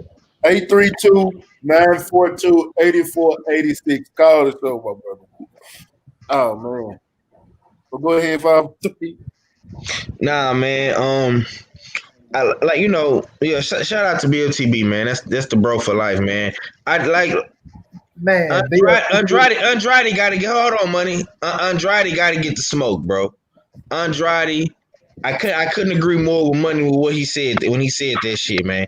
Andrade got to get the smoke, but realistically, I probably do see Chris Eubank Jr. That's the easiest fight to make. Chris Eubank Jr. already said he'll take the fight, no problems. He will Al Heyman PBC, and I really think he'll bring it to Charlo, but I think he'll lose. You know what I'm saying? That's a stay busy fight for Charlo. But the fight everybody want to see on this panel, I think, is Andrade and Canelo, man. You know what I'm saying? But go ahead, money. No, I want to say shouts out to BLTB, the bro. That's it. Man, for real. Shit, I mean, me, as far as me, who I want to see Charlo fight. Yeah. I mean, of course, Canelo, but like I said, Canelo out the picture right now. Canelo got issues that we might not see him in the ring for a minute. You know what I'm saying? Everybody trying to push aside these issues like they not happening, but he in some real shit. Like, you know, he got a lawsuit going on, a big lawsuit. This ain't no chump change. So we might not see Canelo for a long time. And if we do see Canelo, we know it's probably going to be against Yildirim. If it ain't against Yildirim, we ain't finna see Canelo for a minute. So, you know, that's out the window to me right now. That's out the window. So the next best thing is Andrade. You know, I want to see him knock Andrade ass clean out. Knock his ass clean out. If he can't get an Andrade fight, I want to see the Danny Jacobs fight because they got history. And at the very end of that, huh? Jerry Carroll Jacobs, my nigga. I'm saying if he can't get no fight with Andrade, that's the next best fight. Who else? I don't want to see him fight no Eubank at 160. I don't want to see the Eubank fight. I'd rather see what I'm saying is I'd rather see him fight Danny Jacobs at 160 or catchweight than to see him fight Eubank. You see what I'm saying? Right. That's what I'm saying. I'm gonna let KT finish cooking, and I'm gonna bring you in. All right. For sure. Yeah, for sure. But so I mean, if that's who we got to choose from, because like I said, we could pretty much put Canelo up out the picture right now until we hear something. Until something shake with Canelo, he ain't in the picture right now. So we got Demetrius Andrade first, then we got Jerry Curl, Danny Jacobs second, and then if all of that fail, and I'm talking about at 160. I ain't talking about him moving up to 168 because there's a lot of killers up there at 168 he could fight. But we just talking about solely at 160. And like I said, so if all else fail at 160, then I'll take the motherfucking the fight with Chris Eubank. Because like I said, we can't talk about Canelo because he and his shit, and then we can't even bring up Triple G because his whole ass already said he'll never fight him. So that's out the window.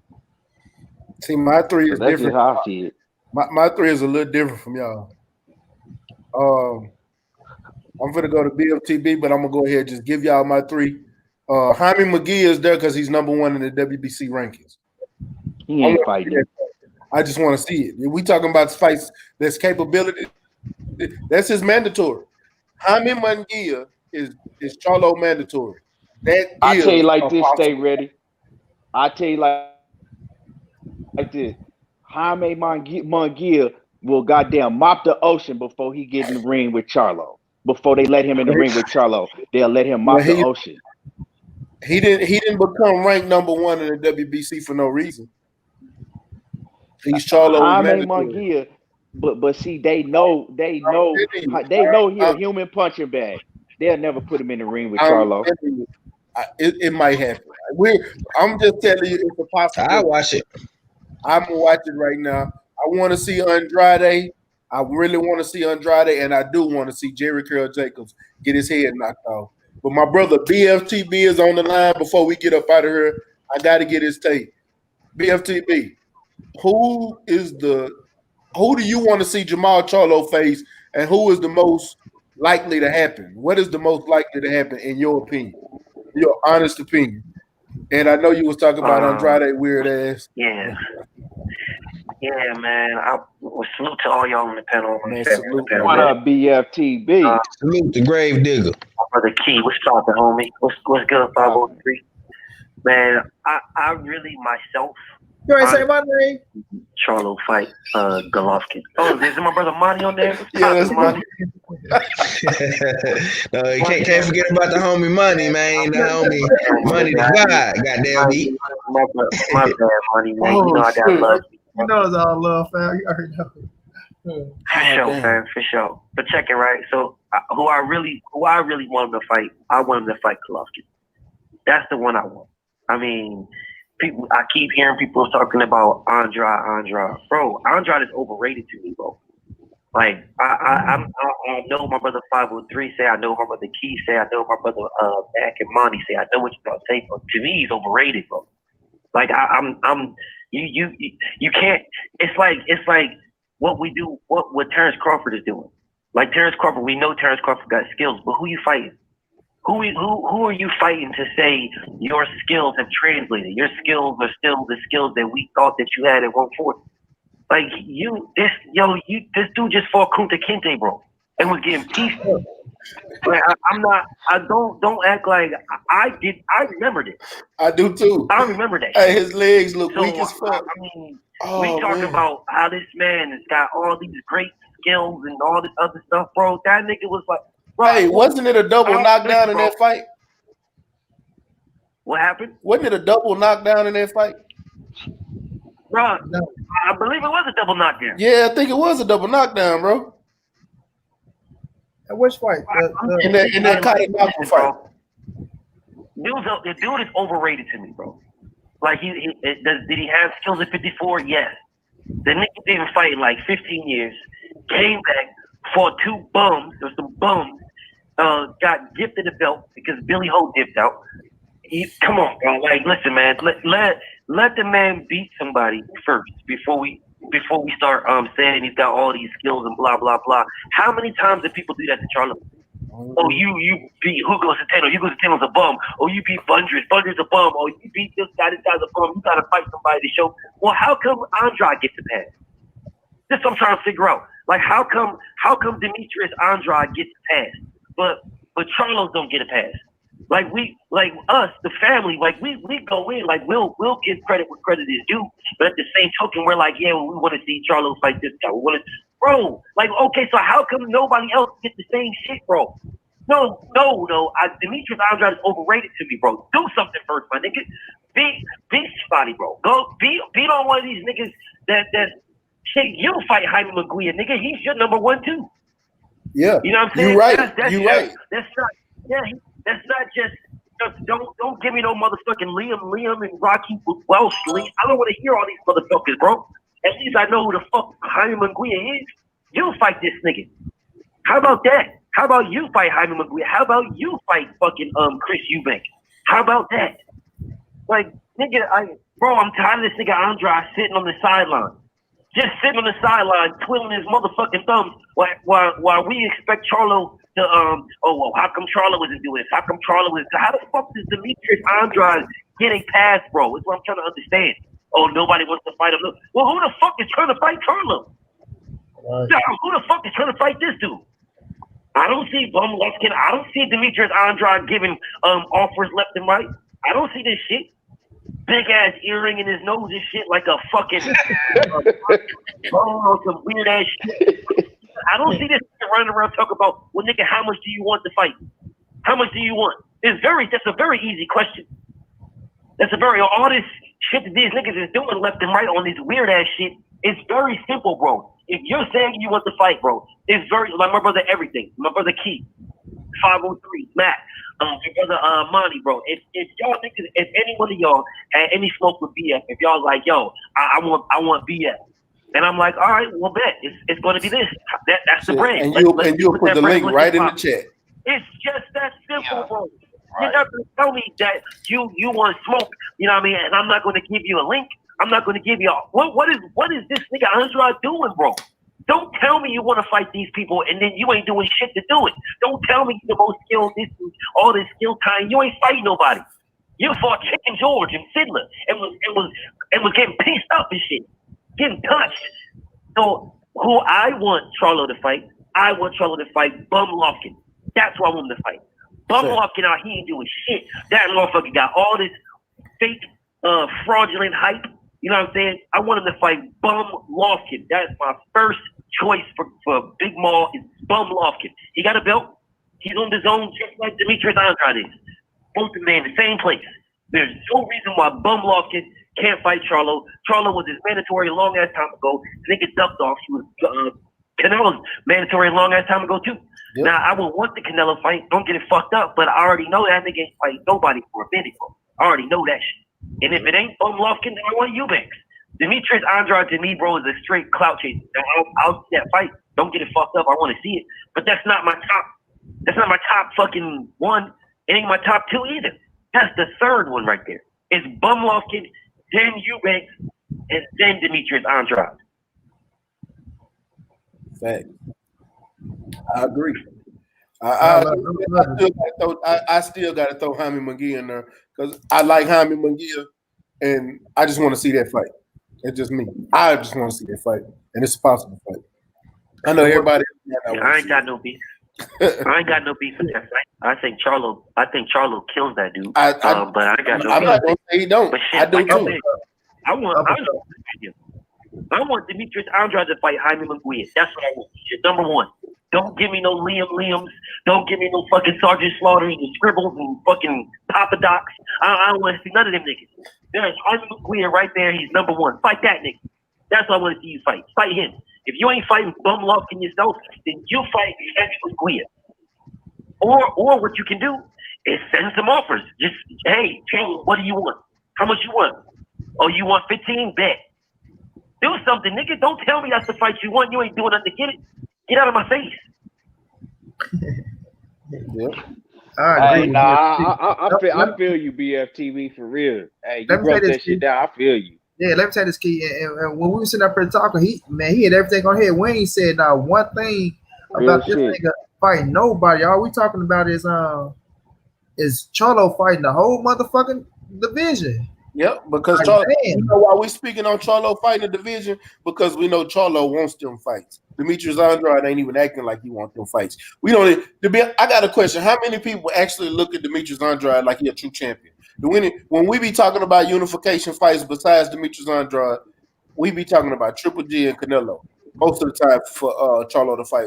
The only reason we mention Demetrius Andrade is because that beef they got. I look at him as the truth. I ain't gonna, like I say, I don't take nothing away from no fighter when they become champion and shit. But like BLTB said, just because he don't want to, that we shouldn't be giving that motherfucker a pass. We shouldn't be putting pressure on that motherfucker as well. Because for real, the only motherfucker, like you say, Mac, that won all the fights is Big Charlo.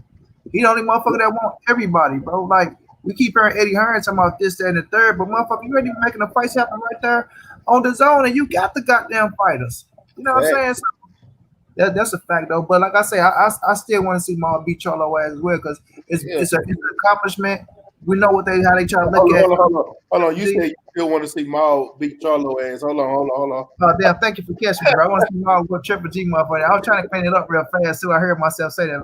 I was just trying to bring it back real quick. But yeah, I do want to see him beat Triple G motherfucking ass, bro. Knock that motherfucker out, and like we said, end this motherfucking career. You know what I'm saying? Take that scrap from his ass. Get that big ass bag and whatever fuck after that is after that. Because I've been wanting to see him fight him ever since. And I think I got my video still up when I dogged out motherfucker Abel Sanchez for saying that punk ass shit. You know what I'm saying? I ain't fuck that. Bro, hey man, I don't think this fight is going to be. Man, people you were giving Andrade this credit. We're saying this stuff and all this good stuff about him, and rightfully so, he should get it because he earned it at 54. I ain't taking nothing away from that. But what I'm saying to y'all, bro, is I don't think this fight is going to be. I'm looking at this fight as a complete one-sided obliteration, bro. That's all I see. I've been watching. I went back. I watched Andrade fight Kunta. Man, listen, bro. That Andrade is not beating the Charlo that just fought Deverenchenko. No. It's not even close, bro. It's not even a close. It's not even a close fight, y'all.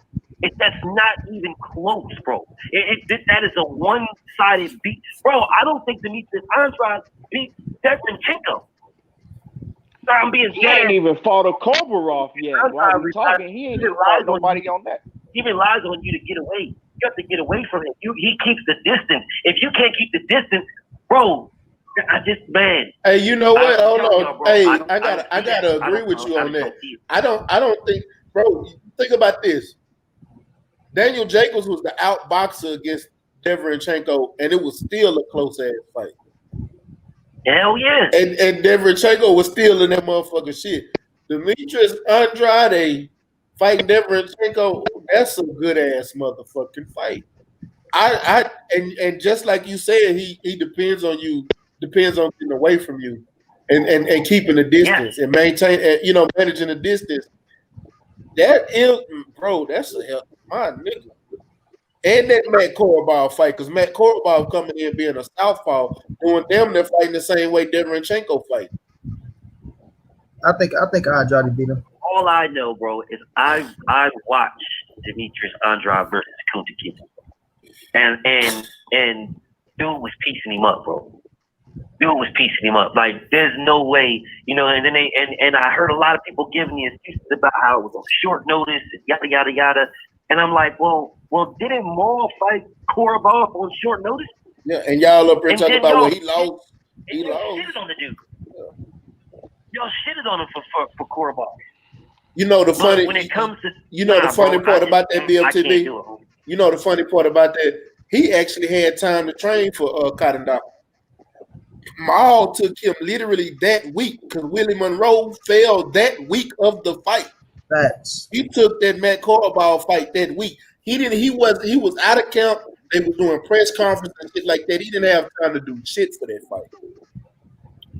Not nothing. They just went in there on straight skills and fought.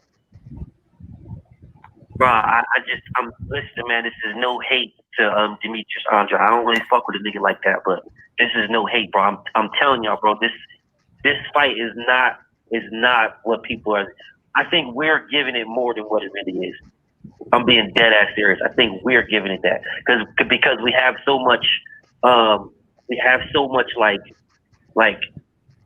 Like want to see for Andrade. Well, we want Andrade. We want the best for him. You know what I'm saying? Like I don't really fuck with a nigga, but I don't wish no negativity on him, man. I want the best for the dude. You know what I'm saying?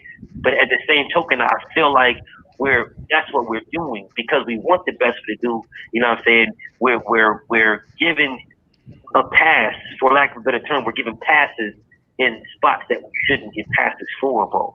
He's a good fighter, bro. He's a damn good fighter.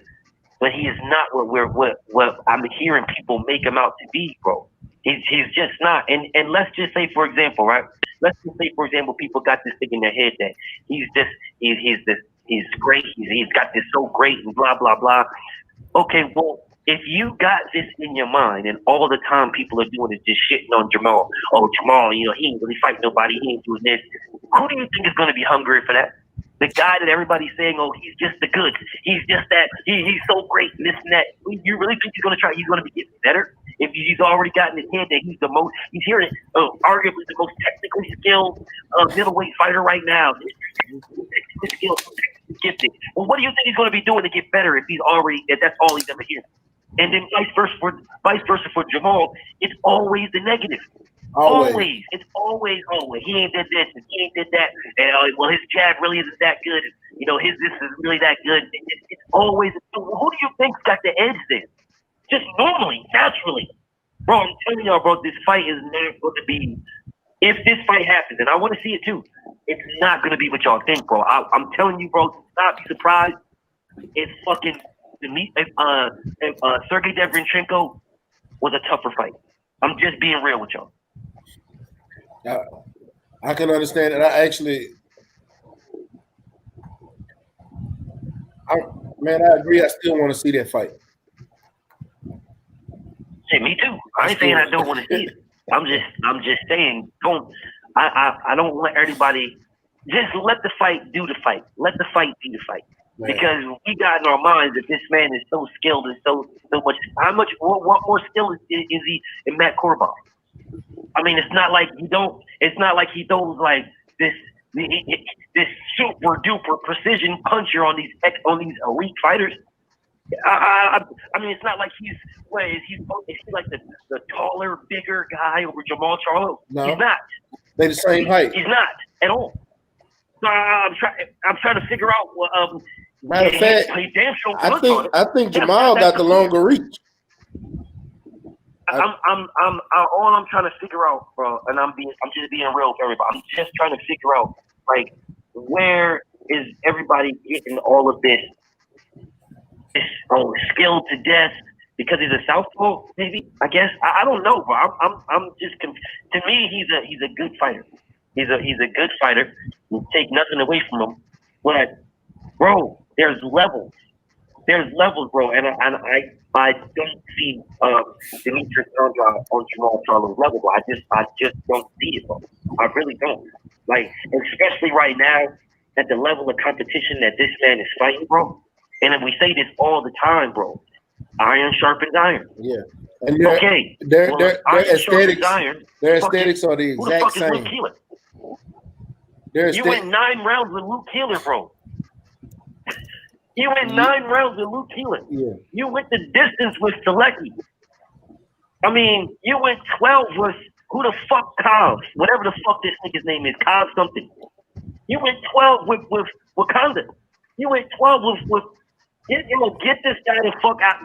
These is guys you should destroy, bro. These is guys, if you got this special skills, if you got all this super duper well-equipped talent, you should destroy these dudes, bro. Destroy these dudes. These dudes should nah, bro. Nah, bro. He went 12 with Kunta Kinte. That's what I'm saying. You should destroy these dudes. I ain't gonna lie, BFTV. No, I'm saying I ain't gonna lie, BFTV. It's, you know what I'm saying, it's rare that somebody get me to change my outlook on the way that I think about a fight going down. But hey, you didn't did it. Cause hey, you didn't hit some facts. These is big facts you hitting on the man, these is facts. And I agree with everything you saying. You didn't convince me. Yeah, it's just the way that we look. It's just the way that we looking at it, my bro. It's the way that we've been looking at it, fam. I just take a step back and look at it from the outside looking in. All we've been doing for a better part of 3 years, literally better part of 3 years, is talking about Jamal needs to fight somebody. He needs to do this and he needs to do that. He needs to do that. Since 2017. Yeah, it was. It was since before the J-Rock fight. It was 2017. Yeah. Yup. Right after he fought J-Rock in 2017. How you spell interest? When he went to middleweight. Yeah, it was. And ever since then, bro, it's all we've been doing is saying he ain't fighting nobody. He needs to fight somebody. This guy, that one. I want to see this. It's always been we want to see Jamal fight someone. We want Jamal to prove something. We want Jamal. All the while, the same time, Demetrius Andrade has been sitting around fighting Jack Colcays and Alante, bro, with Wakanda Forever and Cobb and get this guy Keeler. Bro, do you realize if Jamal Charlo fought Luke Keeler, how much shit we get this nigga, bro? She's sexy. Ain't nobody in here will be like, yo, Luke Keeler, he's a killer, bro. Luke Keeler's the truth. And man, I think Luke Keeler, this is gonna be his toughest competition. Get the fuck out of here, bro. No one's doing this with Demetrius Andrade, bro. He's just skating by, not saying shit. Somewhere with big ass bones in his chilling somewhere and then jumping out the window every now and then and saying Jamal Charlo's name and then take the fuck back off. Like, bro, who you fool? You're not fooling me. You're not fooling me. Now I get it. We gave this man his roses for 54 and he kept them. Gave him his roses 54 and he kept them.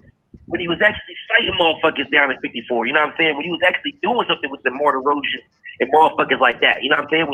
When he was putting in the work down there. And actually pulling out of fights. We gave him this shit. And pulling out of fights down there. Yeah, and pulling out. You pull out from Charlo to fight fucking Puchetta. Fuck out of here. Get the fuck out of my face. But then you say you want some. I got a question though. Before you get up out of here, this is the last thing, and then I gotta go. You remember if y'all watched his latest interview, this motherfucker literally said he wants to fight all the top guys. That's what he's saying. But when he was calling out Canelo, he was calling out Triple G, Billy Joe Saunders. If you listen, right after he was talking about them, he went down and said he kind of briefly mentioned Jamal's name, but said he will fight Jermell Charlo. Like I don't. Me personally, I don't understand that. You're the reason that you didn't get that fight, that you're not fighting, that you never fought Jermell. But you do not. Every time they ask you about Charlo, you it seems like you quickly, briefly rush over Jamal, but you always bring up the little brother. Why? Like I don't understand that shit. You are a 160 pounder. Jamal is a 160 pounder. He's a motherfucking champion at your weight division. Quit looking over him to go at little Charlo. But he pumped him though, bro. Like when Demetrius Andrade went to that fucking fight, not the fight, but the post conference or whatever the fuck, and he was walking by him. You know what I'm saying? Jermell sort of went at it. Well, he didn't sort of. He would definitely went at him. Definitely went at him. So pretty much called him a crackhead. Pretty much. Yeah. Asked the nigga if he wanted some money. Man, shout out to my brother Blue Blood. I see you in the building, man. Shout out to Blue Blood. Yeah, shout out to Blue Blood. Bro, I done pulled a sexy little chocolate thing. She know me. I ain't even know her.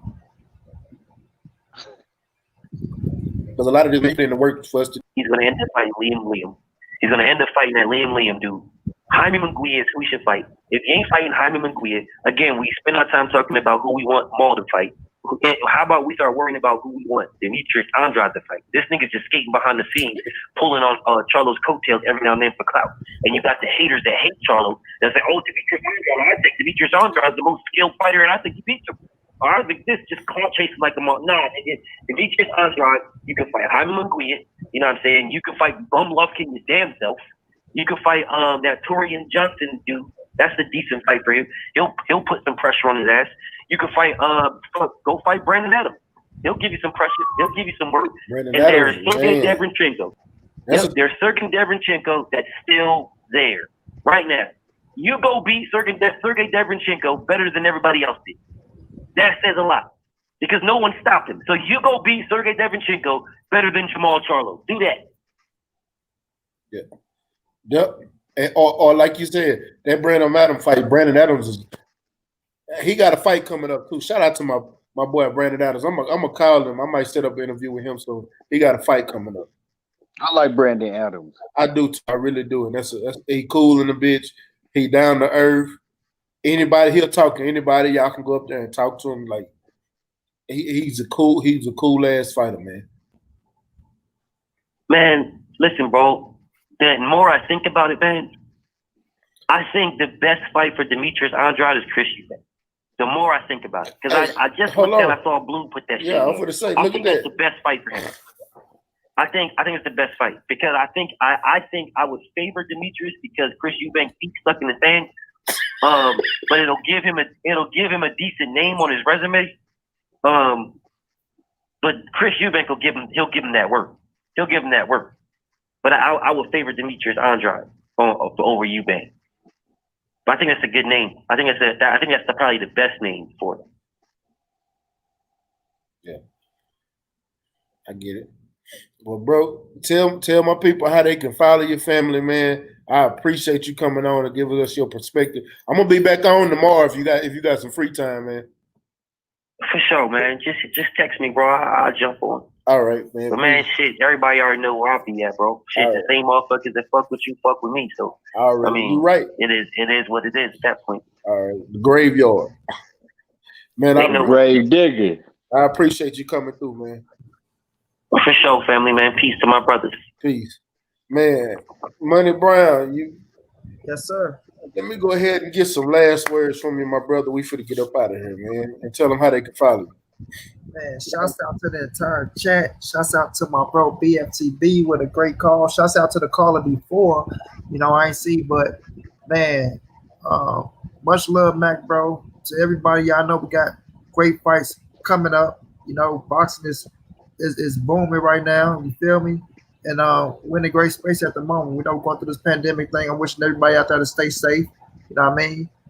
Might be in Dallas, man. Might be in Dallas. You feel me? Bring that ass on, nigga. Yeah, yes, sir. Yes, sir. But man, you know, it's always love, Mac, man. Always showing us love. You one of the realest in the game. Like I say, yo, everything you do, bro, it don't get seen, but man, it don't go unnoticed, man. Like, nigga, you real stump down, trail soldier, holding this shit down, bro. Like 503 always say, you the glue that hold that thing together, man. And I respect that to the fullest. You know, shouts out to 503, shouts out to my brother KT, one of the realest in the game, great boxing, man, always unbiased. You know, we'll keep doing what we doing, man, riding this wave. They got my live stream blocked right now. You got haters out here they think I'm done with, but you know, I'm proving wrong though. So y'all can follow me at Monty Brown TV and on Instagram at Monty_the writer, man. We do great work. We coming back with a vengeance once they get my live stream back. I miss my damn live stream, you know what I mean? But, you know, it is what it is. We got the bros to hold me down. So it's all love, man. We'll keep grinding this thing out to the end. And like I always say, man, big dog status. Right on. Well, Money, I tell you what, man, until you get your live stream back, I'm going to start back doing these live. As a matter of fact, I'm going to go live tomorrow, and I'm going to go live at Smoke City Wednesday. Thursday, I can't, but I'll probably do something Friday because I know my brother 503 is you know, until he get everything going. You're more than welcome to jump on all day. I know 503 gonna be here. You're more than welcome to come over here every day. I'm live until you get your stream back. Yes, sir. You know I'm here. I'm gonna send you the links so keep checking your email. Yep. Really, man. And you see what Blue Blood just did. He said, "I'm watching Money Brown TV right now, going in on trolls." I had to kill that clown, Blue. That cat, man. That cat got on my damn nerve. All right.